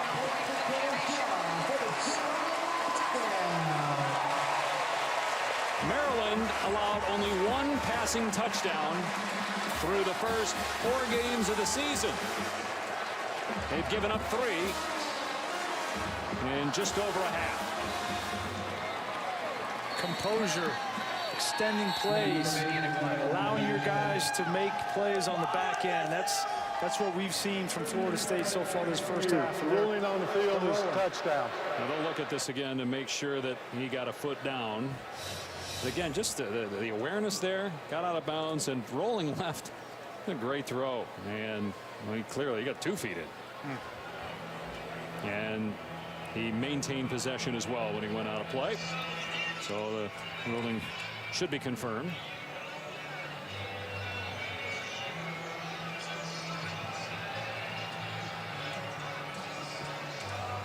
Well, we felt like there was no question Maryland's defense was going to be the best that Florida State had faced to date. They're going to have a bye week next week, and then they're going to have the big showdown in primetime against Clemson. And Clemson's defense is pretty good. I wouldn't say they're elite. They're probably better than Maryland, but it'll be interesting to see if they can keep this up. Review, the ruling on the field is confirmed. Touchdown. You know, and then after Clemson, they got Miami here, and then they have a game at Florida, and Florida has lost some key players. Obviously, the quarterback Driscoll, and easily one of their best defensive players is out. I can't wait to see this Florida State offense against that Florida defense. I mean, they've got 4 or 5 NFL caliber corners down in Gainesville. 35-0, and Jameis Winston's star continues to rise.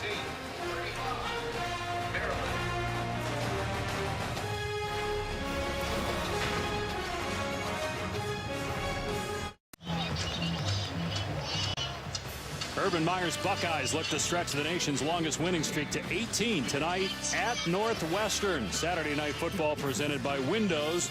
Part of Tailgate Week, fired up by Kingsford Charcoal, Ohio State, and Northwestern. Well, that's a dynamic offense Northwestern has. I mean, everybody talks about, you know, the athleticism of Braxton Miller, but Kane Coulter is one of the best players in college football. They get Benrick Mark back, who helps them on offense and special teams. You think the grass is up to their knees up there in Evanston? And likely had trouble with the kickoff, and now trying to get positive yardage and get outside. Good stiff arm. Likely lost the ball, but fumbled it out of bounds around the 14-yard line. Here's Reese in the studio. Guys, Nebraska and Illinois, it's on ESPNU, and the Huskers, even without Taylor Martinez, doing a number on the line. Amir Abdul is having a great day. He's averaging nearly 11 yards per carry, about 140 yards on the day, a couple of touchdowns, including that nifty one. 30-5, Huskers up. Wow. I think Mayday, if I'm not mistaken, I hope he's listening back there, he picked the Illini to upset Nebraska. Well, you should have just said that for Thursday. I love to say that when I can't get the rebuttal from him. So. Here's Rowe, and a nice throw. It's a diving catch at the 28-yard line by the tight end Dave Steinbaugh.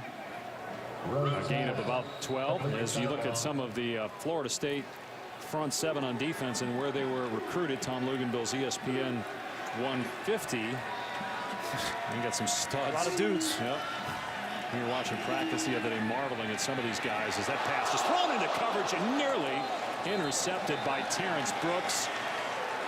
Nigel King, the intended receiver, he's shaken up. Yeah. Now this is an interesting case with all these targeting fouls, right? You had a defender that's going for the ball and had incidental contact here. They're both going for the ball, and they both hit each other. It's not a flag. There was a penalty flag in the backfield. Holding on the offense. Number 77. 10-yard penalty. First down. And this is dangerous plays, obviously. And you know what? Some of this blame, quite honestly, guys, this goes on the quarterback. You're throwing balls to vertical running receivers right into safeties. What do you think is going to happen? You got to know as a quarterback, you can't throw that ball down there. You're going to get guys hurt. But you have young quarterbacks in college. You know, you don't see that as much in the NFL because guys know how to read. And in college, you see these mistakes and ends up getting hurt.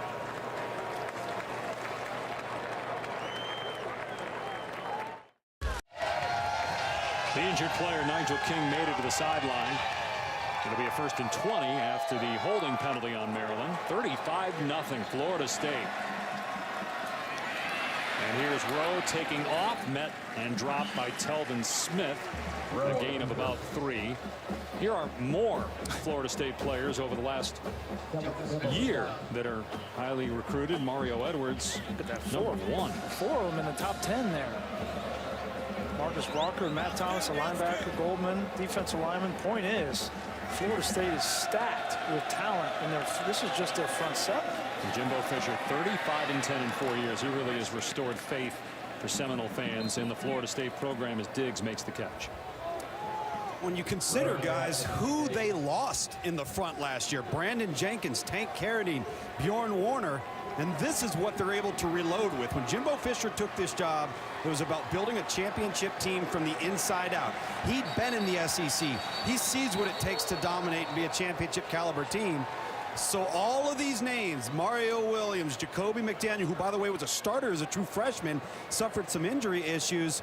You got Christian Jones, certainly DeMonte McAllister. You mentioned DeMarcus Walker, who started the first couple of games this year as a true freshman.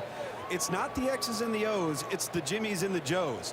And a lot of these guys are just redshirt freshmen or true sophomores. There's a lot of football to be played, so iron out the kinks for defensive coordinator Jeremy Pruitt and the defensive ends coach Sal Sunseri. Both of those guys, disciples under Nick Saban at LSU, at Alabama, bringing that same philosophical identity here to Tallahassee. And I agree with that to a point about the X's and O's and the Jimmies and the Joes, but to a point I also disagree, because what we need to see is not a bunch of individuals playing in the front 7. You need to see them play as a team. And defense is about playing as a team.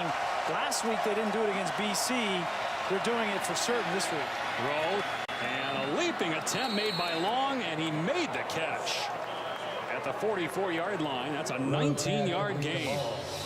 Great throw from Caleb Rowe.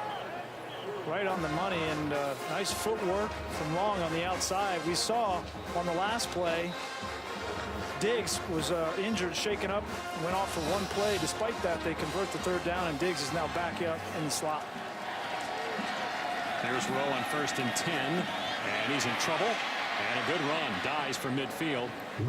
It seems like, you have guys that are called great recruiters, but then they don't win. So really, would you say the best coaches are the guys that recruit the best players, then find a way to make them play together and get the most out of them as team guys? I thought what defensive coordinator Jeremy Pruitt said to us yesterday was really informative. He said, if you have a tie between guys with talent in high school, you really want to find out who loves to play the game.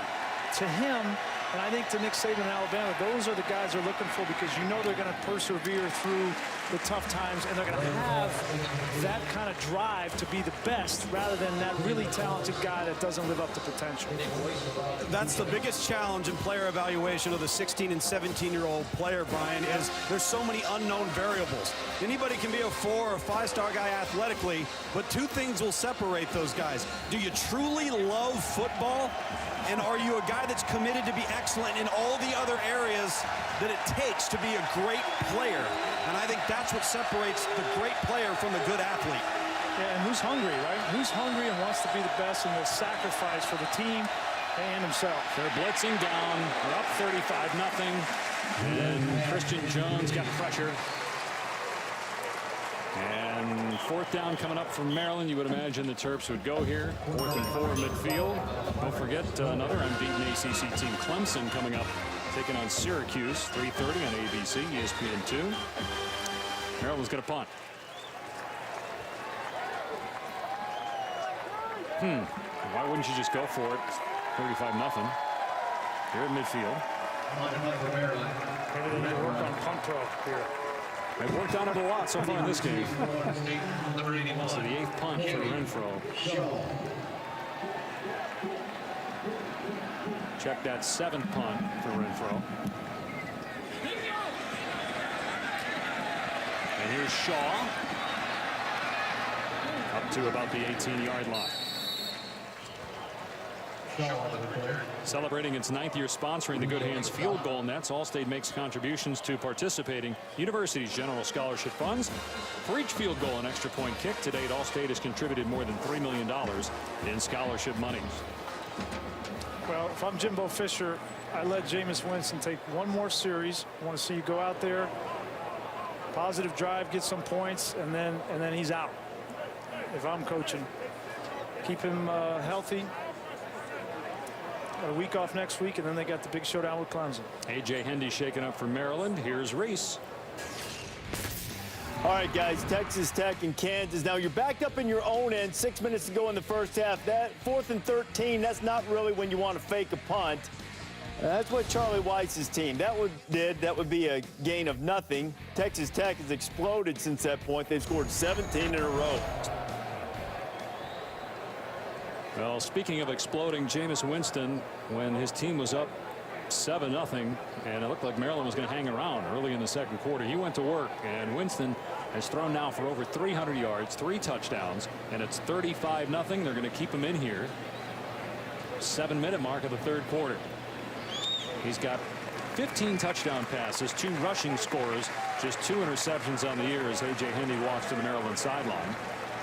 And considering the door that Johnny Manziel opened last year, becoming the first freshman to win the Heisman Trophy, we got a long way to go, Brian. But going into that Clemson game, 2 weeks. 2 weeks will know if more. he does it again against Clemson, Absolutely. all of a sudden this guy jumps to maybe at the top of the list. But he's got to beat Clemson. The reason Johnny Manziel won the Heisman a year ago was not just the numbers. It was the game in Tuscaloosa. Also how he did it in that game in Tuscaloosa. First down on the 17. They'll keep it on the ground here. And a big hole for Freeman. Near another first down at the 27-yard line. And it's not just Winston. I mean, they've got the threat of the run with Freeman and Carlos Williams, who we haven't seen a ton of today, although he did have a touchdown. Yeah. I'd love to see more Carlos Williams because I don't think the strength of this team is run the football. And I don't think it's Devontae Freeman and James Wilder. This is a passing team. I mean, even in this game, they have 85 yards rushing, but they have over 300 yards passing in less than three quarters. This is a passing team, and we benefit from having a guy like Carlos Williams. Freeman on 2nd and a yard gets the first down at the 29. And I'm surprised we haven't seen him in this game more, because I know Jimbo Fisher wants to get him touches. He needs those reps. If you're going to use him in games where you really need him, like Clemson, etc., then you need to get him reps, because he just came over from the defensive side this year. Yeah, Williams on his first attempt since moving from safety, a 65-yard touchdown run. First time he touched the ball as a running back this year. He's had 23 attempts coming in, 5 touchdowns, including 1 today. Inside 6 minutes to go in the third, and Winston will throw. And Benjamin is there to make the catch. Brought down near the first down marker by Likely. Kelvin Benjamin's a guy that's coming on here. A sophomore, 30 catches, 4 touchdowns last year. Got a touchdown catch today. 2nd of the year. Well, he's just a freakish athlete and mismatch at 6'5", 235 pounds. The question that has been circling Kelvin Benjamin is, when's the light going to go off? Because he plays really high and he doesn't use his body as well as he could. But this year certainly has made that improvement. A power past the marker here with Wilder for a first down to the 47, as you see the will for Maryland slowly dissipating here, down 35-0. It's such a highly anticipated game for the program, off to their best start in over a decade. Lost their quarterback at the end of the first half and just unable to stop Florida State.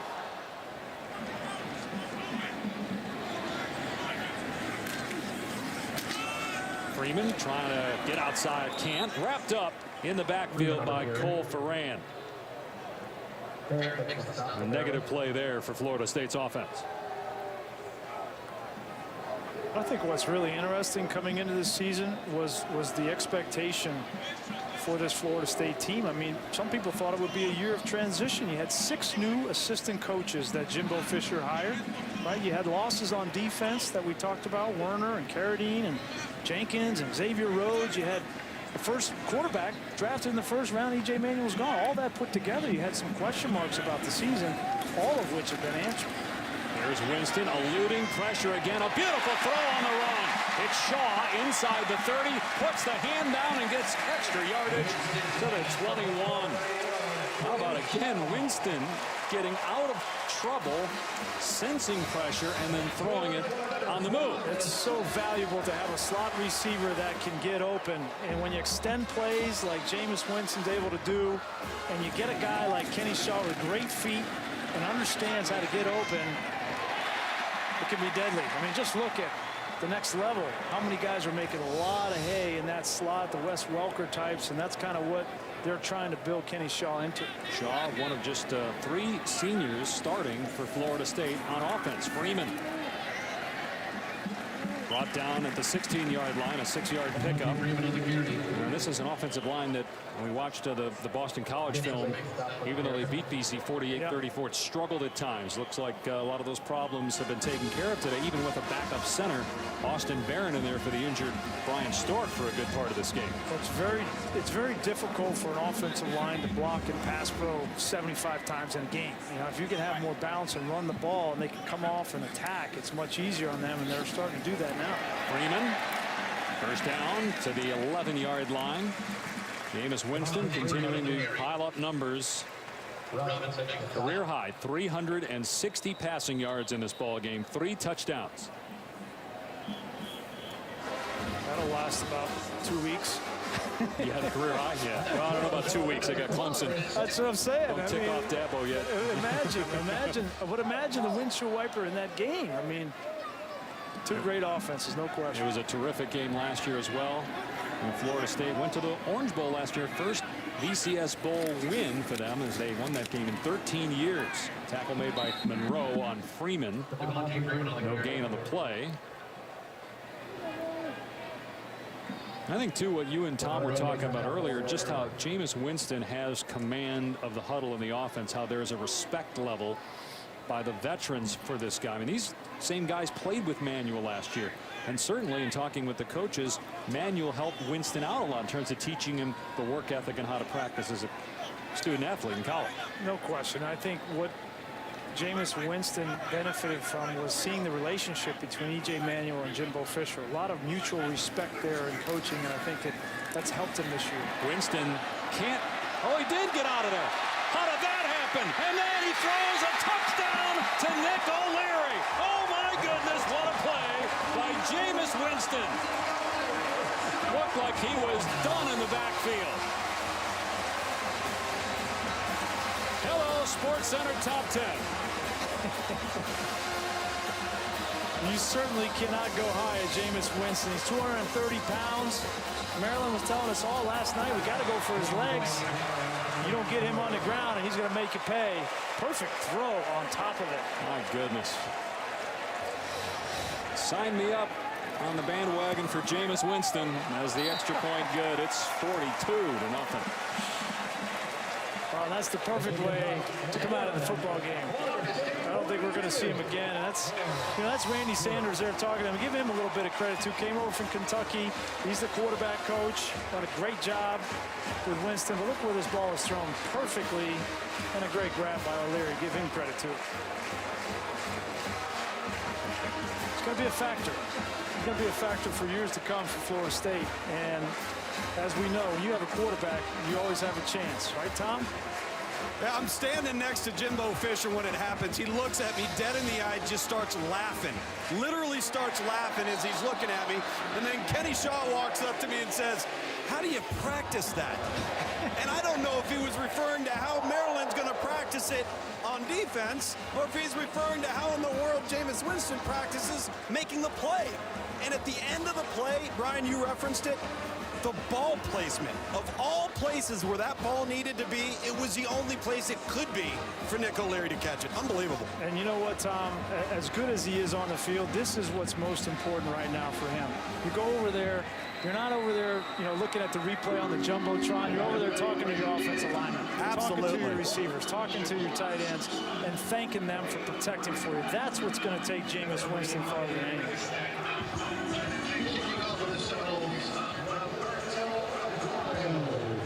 another Pooch kick, and it's going to hit the ground.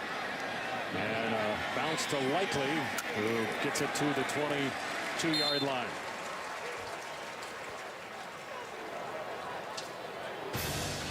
Undefeated Pac-12 North rivals square off for the 83rd time tonight on ESPN. It's Washington and Stanford. Two pretty good quarterbacks in that game. Keith Price, Kevin Hogan. Tailgate week fired up by Kingsford Charcoal. 10:30 on ESPN over on ABC. Just prior to that, you'll have a pair of undefeateds, Ohio State and Northwestern. Stanford better be aware of the Bishop. Bishop can hurt you. So Maryland with the ball on its 22-yard line. And backup quarterback Caleb Rowe sacked at the 11-yard line. It's Chris Kasher, another of these young stars on the defense. A guy that was out for the senior year of high school and was hurt last year. First time he's getting to play here in a couple of years, and it's got to help his confidence. Yeah, an athletic pass rusher, and I think Florida State needs that, right? We talked about, well documented, the guys who are no longer here, and Carradine and Warner. They need a guy who can play the defensive end spot and get off the football and rush the passer. And Kasher at 6'4", 260 is one of the guys they really need. They're going to run the ball on 2nd and 19 to Albert Reed.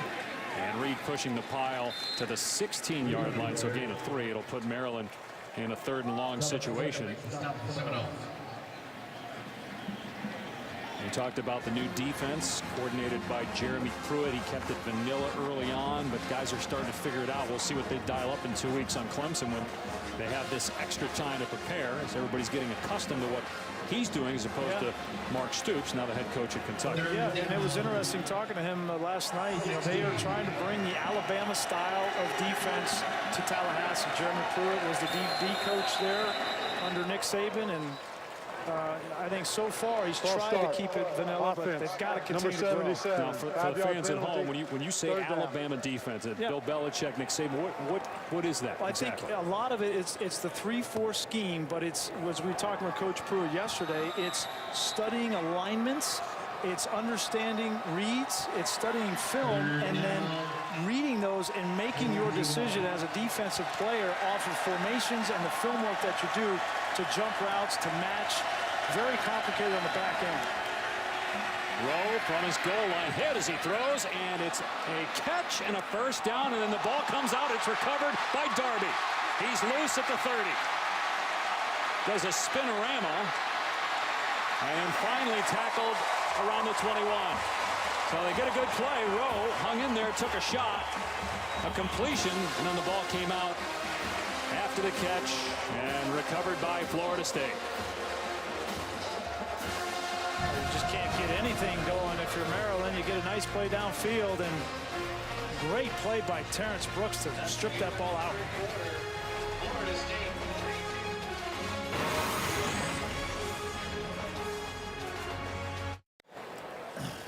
Visit WatchESPN.com or download the Watch ESPN app to watch ESPN live anytime, anywhere. Brought to you by Vizio. An encore presentation just when you think Jameis Winston is done for the day. Maryland turns it over, and Winston back out there with the ball at the 21-yard line of Maryland. And play action, going to the end zone, touchdown! Number 5 for Winston. Benjamin with the catch.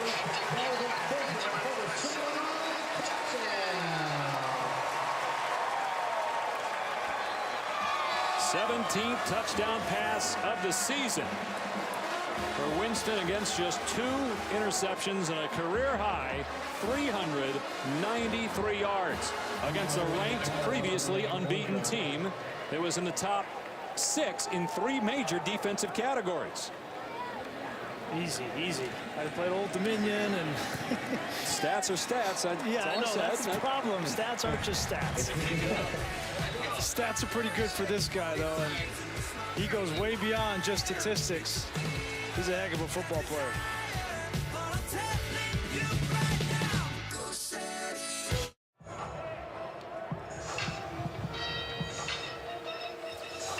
You're watching the ACC on ESPN.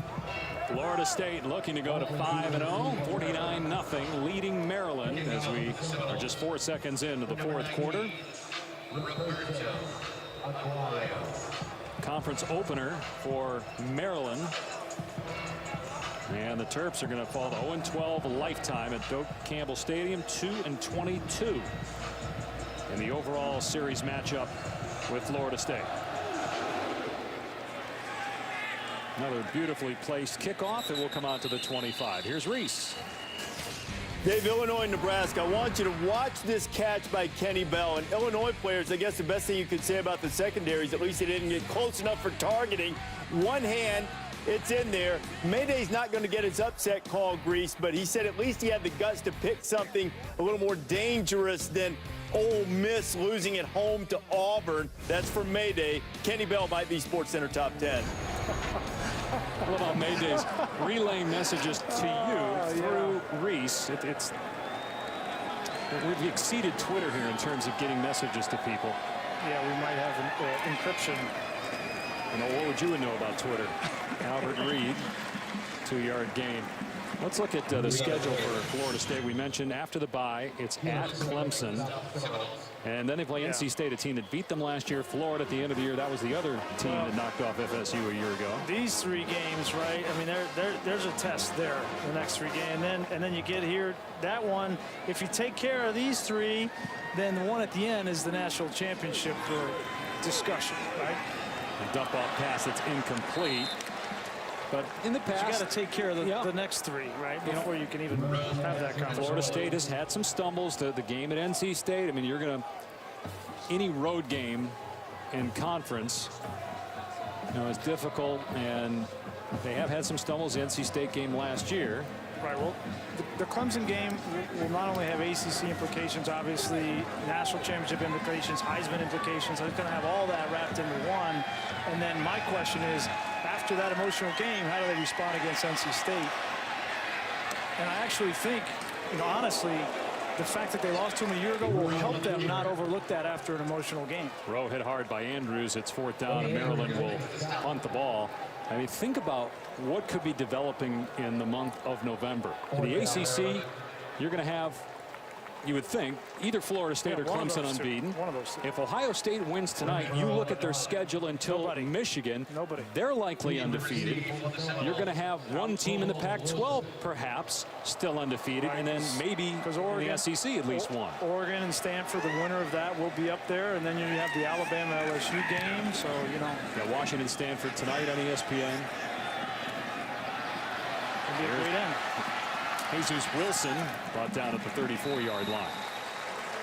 Back in a moment, Tallahassee.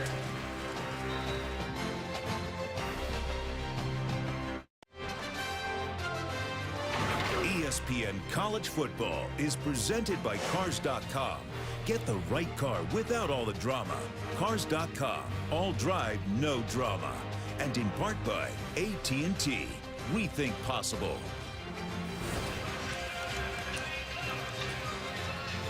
Jameis Winston done for the day.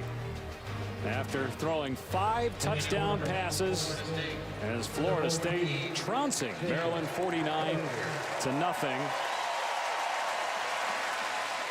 And the new quarterback is Jacob Coker, a sophomore from Mobile, Alabama. He's thrown 12 passes this year, and they're going to throw here with a 49-0 lead as the pass is pulled in across the 40 by true freshman Isaiah Jones, just his 2nd catch of the year, and he gets 16 yards.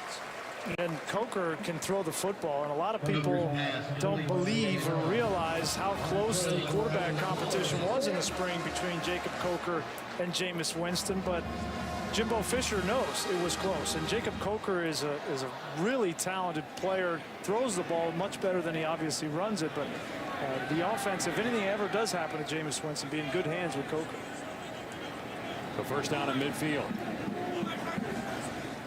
Another pass play. I'm not so sure that Andy Etzel's going to be happy with this, as that's caught in Maryland territory at the 42-yard line. Brian, you make a terrific point about Coker, but keep this in mind, and this is a challenge for FSU. If you graduate, you have the ability to transfer and play right away at another FBS institution. Now, with Jameis Winston just being a redshirt freshman, this is going to be something in the offseason that Jimbo Fisher and the staff might have to contend with. They've got Treon Harris, a player in the 2014 class, currently committed at quarterback. Coker's pass tipped and almost intercepted on the redirection by Anthony Nixon. Yeah, and you know, they had Trickett as well on this roster, and when he was kind of out of the picture, right, he transferred to West Virginia, and some people were surprised that Coker didn't look into doing the same. I kind of like the fact that he's still here and that he's not kind of looking to go elsewhere. And obviously, if he does, I'm not going to hold that against him. It's his prerogative, but you know, he's a good quarterback in his own right. And we've seen quarterbacks in college that haven't played a whole lot still get their opportunity at the next level, which I do think, kind of like Matt Castle, right? He still could have an opportunity, even if he doesn't get to play a whole bunch. Maybe if you threw a name out there, Coker might want to be compared to somebody else, though, as Carlos Williams is out of bounds inside the 30 at the 28. Another first down. 22 plays today at 10 yards or more in this offense. You surprised they're still throwing it? It doesn't. Well, that's all they do. But Coker's got his reps. Why not just run the ball, end the game, take time off the clock? This is what they do, you know. I mean, and Coker is a guy that throws the football, and so I'm not surprised that they're doing this. Although I would like to get Carlos Williams some touches. He's in there right now. Here is Williams on the cutback. Ankle tackled at the 18-yard line right at the first down marker. Oftentimes when you've got your backup in there, a guy that you feel confident with, you feel good about, you know he's got the physical tools to make it happen. You want to get him some of these reps. You want to get him some pocket comfort and get him into a rhythm, because you never know when that moment might come where it becomes real serious real fast. Listen to the two quarterbacks disagreeing with me. You guys want to get out there and sling it around. You don't want the coach to run the ball to end the game, even with a 49-0 lead. You picked up on that? Here's Coker, and pass incomplete. Intended for Rashad Golston. No, I agree with that. And when the backup quarterback comes in the first drive, if I'm an opposing coach, I treat it like any other drive, right? My backup's in there now, and if you're Randy Edsall, you're going to get the Florida State offense. Now, once you get inside of 5 minutes, now if you're still doing that, then I have a problem. He ain't going to be happy, I'll tell you that. Here's Williams inside the 5. Touchdown, Florida State.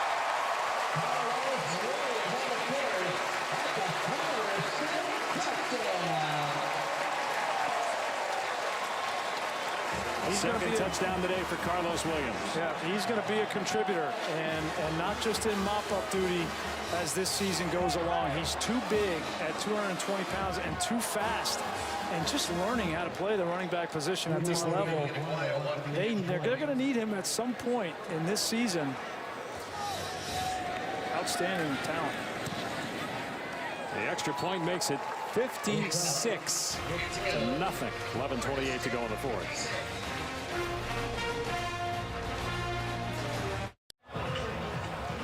Dave Pasch, Brian Griese, Tom Luganville in Tallahassee. 56-0. The last few days you've been discussing on Thursday night, and then last night Mark and Lou discussing of the 3 games involving ranked teams on our airwaves, where might the upset come? And obviously it didn't happen here. What about the 2 games tonight? Well, you know, I think between Washington and Stanford, I think that's the game to keep an eye on. I really love Northwestern the way they play. I just think that Ohio State at this point is a little bit too much for them to handle, but be interesting to see. Likely had to return that one, boy. He took a shot. Give him credit, though. He didn't go down. Out to the 16-yard line. Likely on the return. Only 7 races left. NASCAR's best continue to drive for the championship. Matt Kenseth, Jimmy Johnson, Kyle Busch. Round 4 in the chase for the Sprint Cup. It's at Kansas, presented by Dodge Durango, beginning Sunday at 1 on ESPN. 11:22 remaining here. And Maryland's offense back out there. Don't know the latest injury news on C.J. Brown, but you know, Maryland would love to get to a bowl game in Randy Edsall's 3rd year, and obviously if Brown is unavailable, that would be a huge loss for this team. No gain on the play there. This is the last go-around of the ACC for Maryland. Probably thankful they have to play in Tallahassee again, 0-for-12. Well, they'll pick up some other guys. Yep. Ohio State, Penn State, Michigan. They're at Wisconsin next year, at Penn State, at Michigan. They're in the East Division with Ohio State, Penn State, Michigan, Michigan State, Indiana, and Rutgers. That'll be the East in 2014. I just got done learning the legends and leaders. Got to figure it out again. And again, not much on the ground. Who do you think between Maryland and Rutgers has a better chance of having sustained success in the Big Ten Conference? Well, I mean, I think some of the fundamentals that Randy Edsall's putting in place here, I like. You know, Rutgers always been kind of a blue-collar approach, and you know, Gary Nova's been a driver for them. I like what Kyle Flood is doing, but it's going to be a struggle early on, right? There's so much assimilation, new stadiums on the road, new style of play. So I don't anticipate them coming in and being like A&M and just having a lot of success right off the bat. Rose passing complete, so it's 4th down. Yeah, so it's going to be a transition process, and you know, for Randy Edsall, he's also probably, who knows if he's going to have. C.J. Brown's got another year of eligibility coming back. If he does come back, I think that will help with the transition. You have stability, but I don't know if that's going to happen. It also helps Maryland that Mike Loxley is back on the staff. Did the recruiting when Maryland had its success in the early part of the last decade. It's a low kick and returnable. And Jesus Wilson is loose. Gets a block. Inside the 30 and pushed out of bounds. Let's get in Tom here for more on the recruiting for Maryland going forward. When you consider Maryland's footprint recruiting, you've got the D.C., Maryland, Virginia area loaded with players each and every year. Enough players to sustain not only the ACC, but the Big Ten, the American, and even the SEC. So you're going to get a lot more competition now infused down into that area from Ohio State and Michigan and Penn State. And so it's going to be an awfully crowded, saturated landscape. And look at Florida State. They're down here, guys, and they go up to Pennsylvania and have a quarterback committed in this class in J.J. Cosentino. So this is going to become very competitive and very crowded very quickly. Ryan Green, a freshman tailback, is in from St. Petersburg, Florida. And Coker on the keep. Nobody expected that, and he will walk in. 62-0.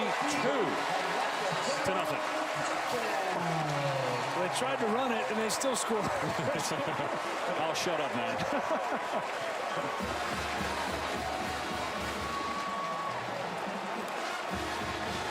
You gotta be happy for Coker, right? I mean, he was in a heated battle, lost that battle, and stayed committed to Florida State. Didn't tuck and run, and it's good to see him get a touchdown. And you can see how all of his teammates really appreciate him on the sideline. That means a lot.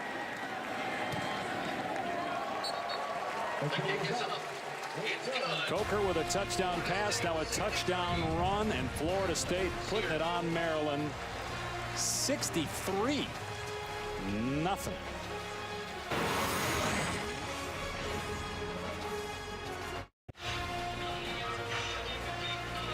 You're watching the ACC on ESPN.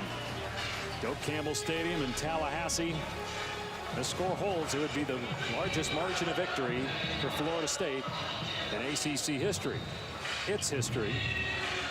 The last season in the ACC for Maryland. Still got 9:49 on the clock.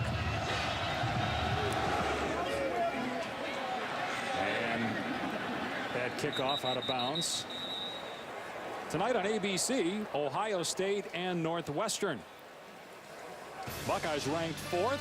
Wildcats are number 16. Urban Meyer, head coach, Ohio State. Pat Fitzgerald, Northwestern head coach. The two have a tremendous amount of respect for one another, and should be a fun game tonight. Great atmosphere there in Evanston. So are you buying Ohio State's defense? Yeah, Christian Bryant, that's a tough loss for them, but I think they're better on defense. I think they're better on offense than last year. And when you can bring a guy off the bench who'd been injured, replaces the guy who's the Big Ten Player of the Week, and then he wins the award. Braxton Miller. Yeah. And not much there on the ground for Vay. I just don't know if Northwestern has enough on defense to stop Ohio State. Tom? You know, we did a couple of things this week on ESPNU in the film room with Coach Mike Bellotti and myself, and this is not a good matchup athletically between Northwestern and Ohio State. And when you look at Northwestern, they've got to get ahead of the chains on 1st and 2nd down, which means Venerick Mark's going to be critical, because on 3rd and +8 or more, an abysmal 15% conversion rate, that ain't going to get it done against Ohio State. Here's Vey on 2nd and 8. He gets hit and bounces backwards. And you'd have to think Northwestern needs something good to happen early because the crowd's going to be into it. You need to give those kids a reason to believe they can win that game. You know, Evanston's not an easy place to play at night. You know, and I think the fact that game day was there and there's been so much build up to this.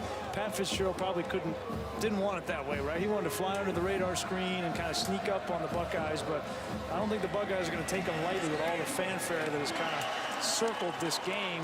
So Northwestern's going to have to stand toe-to-toe, and we'll see. That offense, I really like that offense. Mick McCall, their offensive coordinator, one of the best coaches in all of college football. He will have a plan for Ohio State's defense. Even if Northwestern loses that game, how about the job Pat Fitzgerald has done with that program to get them to a point where they can win 9-10 games per year, consistently win bowl games, something that it took some 60 years to do. Pat Fitzgerald's a top 10 coach in college football. There's no question about that. None. So does another school that's high profile come after him? Absolutely, but he loves Northwestern. I know, but he's still a young guy. As boy, that's interference.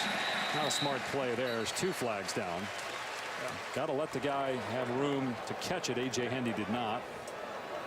But you're right. There will be others that approach him, and I don't know if at one point, I mean, if I were Pat Hayden, I would make a call to Pat Fitzgerald. I don't know that Pat Fitzgerald, even that job, even if I'm, you know, the lost odds, and that continues to go that direction, I would, if I was anybody looking for a coach, I would call Pat Fitzgerald because he's that good of a coach, that good of a person, and can lead young men and lead a program, and he's proven he can build it.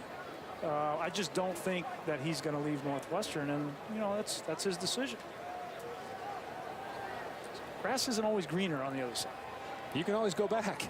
You know, if it doesn't work out, go back to There are 2 Northwestern. fouls on the play. Personal foul on number 15 of the receiving team. Kick catch interference on number 19 of the kicking team. Those penalties offset. 4th down.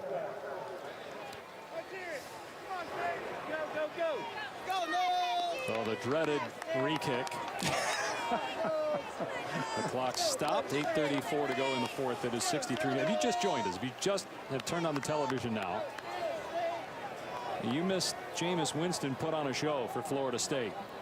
The redshirt freshman quarterback throwing 5 touchdown passes, a career high 393 yards through the air for Winston. The last touchdown, the most spectacular, where he spun out of trouble, a la Johnny Manziel, and then threw a dart to the back of the end zone to Nick O'Leary. Put it in the perfect spot. That was a little less Johnny Manziel and a little more Ben Roethlisberger. Yeah, okay. You know? Hey, don't remind me of that, please.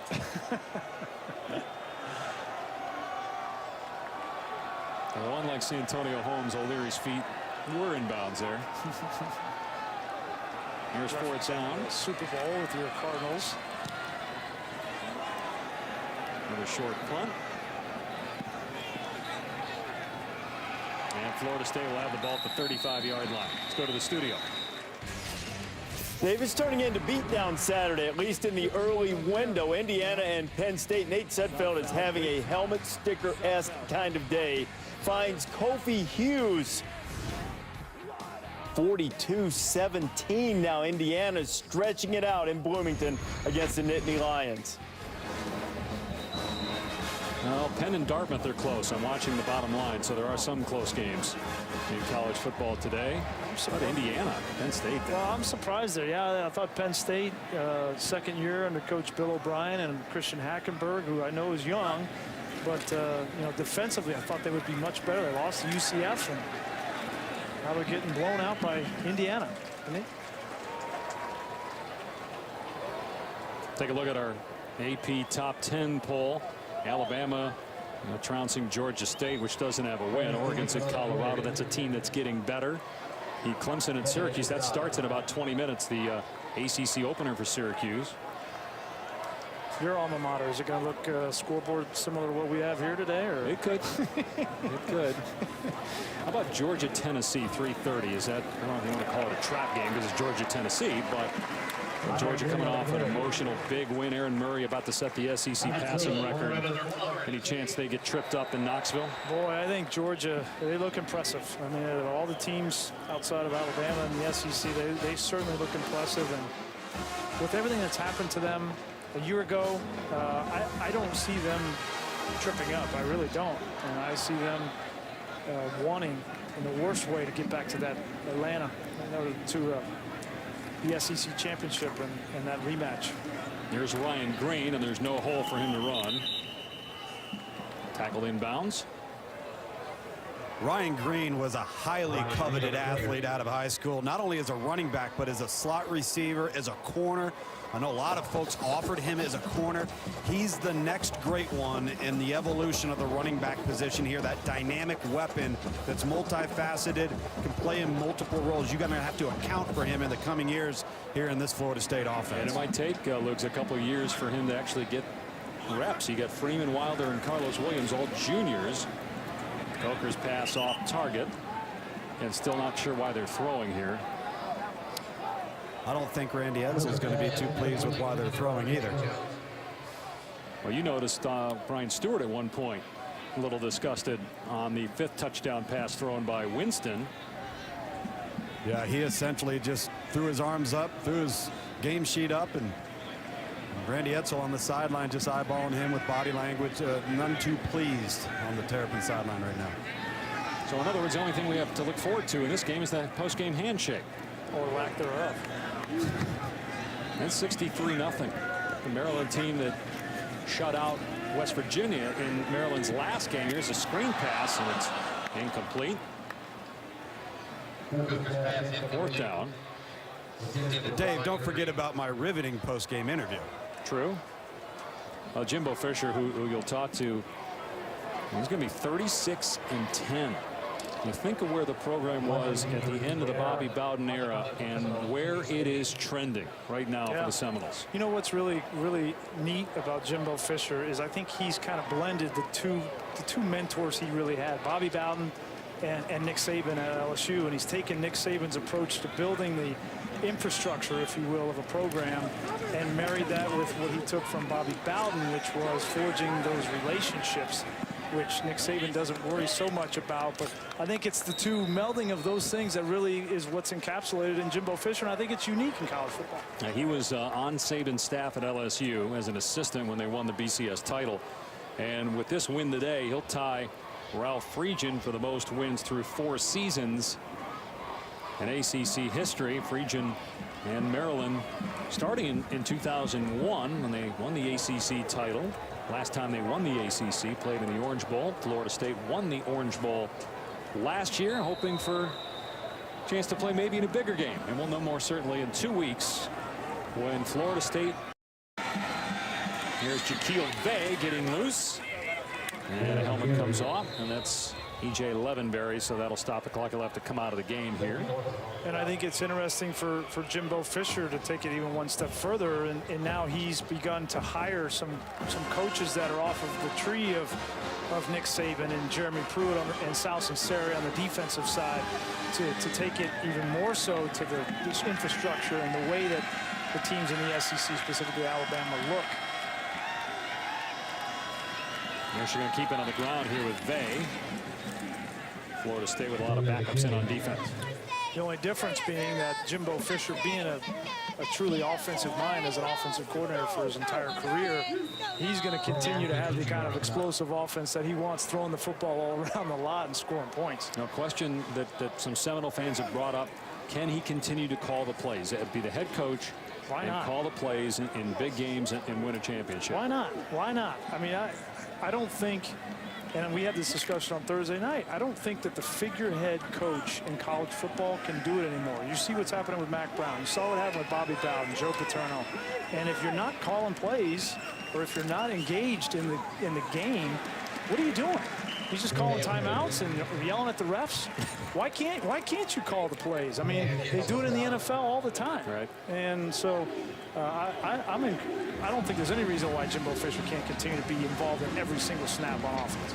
And the responsibility, too, that he gives Jameis Winston makes it easier on a head coach, right? When you got a guy that can do what Winston can at his young age, Well, I think what's really good that Jimbo has done is he brought in a quarterback coach that can really work on a day-to-day basis with Jameis Winston, and that's Randy Sanders. So he doesn't have to do the mechanics and the fundamentals. He can focus on the game plan, the strategy, which he's really good at. Here's a dump-off pass to Goins, and he lost the ball. It's scooped up for a Maryland first down by Laverne Jacobs. One of their better offensive plays. It's a gain of 16 yards.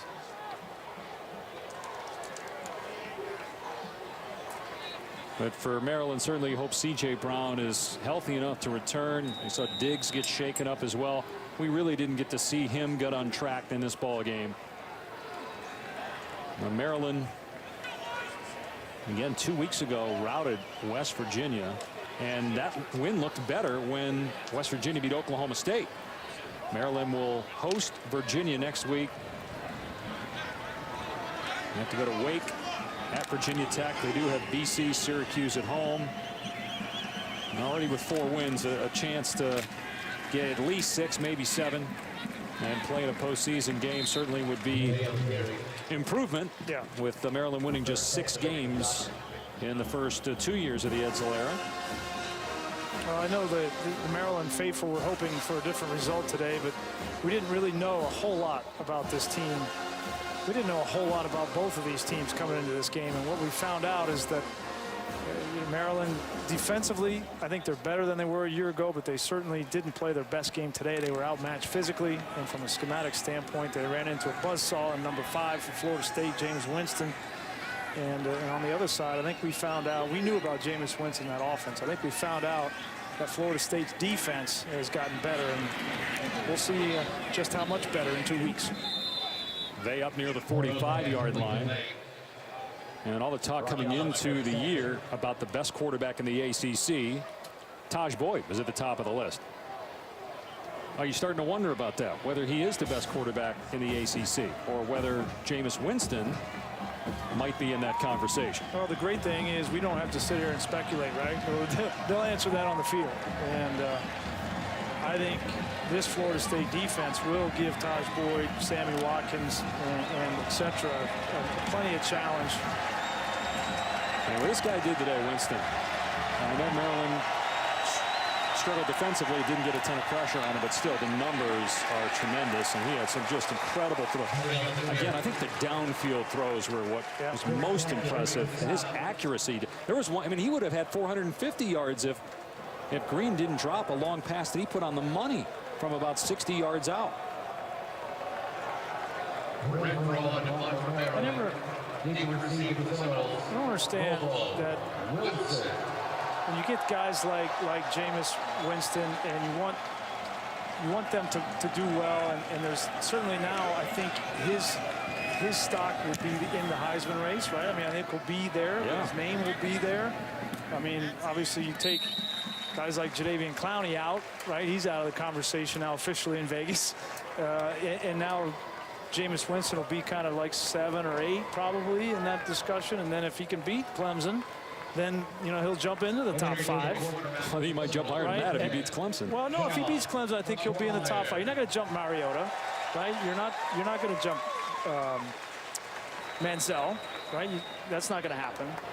If he then goes on, beats Miami, if he beats Florida at the end of the year, now all of a sudden, if Mariota doesn't look good against Stanford, et cetera, et cetera. So that's the only way that I think a couple guys have to falter. Manziel and Mariota for Jameis Winston to get into that conversation, and obviously he's got to run the table. It was interesting. Remember at this point last year, there were a lot of people talking about Manziel. They lost to LSU, and all of a sudden people stopped talking about him, but then he had to win at Alabama. Right. He got back on the radar and obviously ended up winning the Heisman Trophy. The question is, will those people, those voters, will they consider a win over Clemson and that defense at Clemson to be a Heisman moment, right? When you had Manziel and you beat Alabama, not only did you beat Alabama, you beat the best defense in the country. Clemson is not that. So will they judge that as they did with Manziel? Florida State just trying to run out the clock here with Green. You know, there's so much to winning the Heisman Trophy that has to go in your favor. I think you've got to have quality opponents at high-profile moments throughout the season. You then have to play your best games against those opponents. And I really believe they need to be scheduled in a 3:30 or maybe a noon situation like we had here Eastern time. Hey, push for the noon game. So you know what I'm saying? And so everybody sees it. You can't win the Heisman with a box score.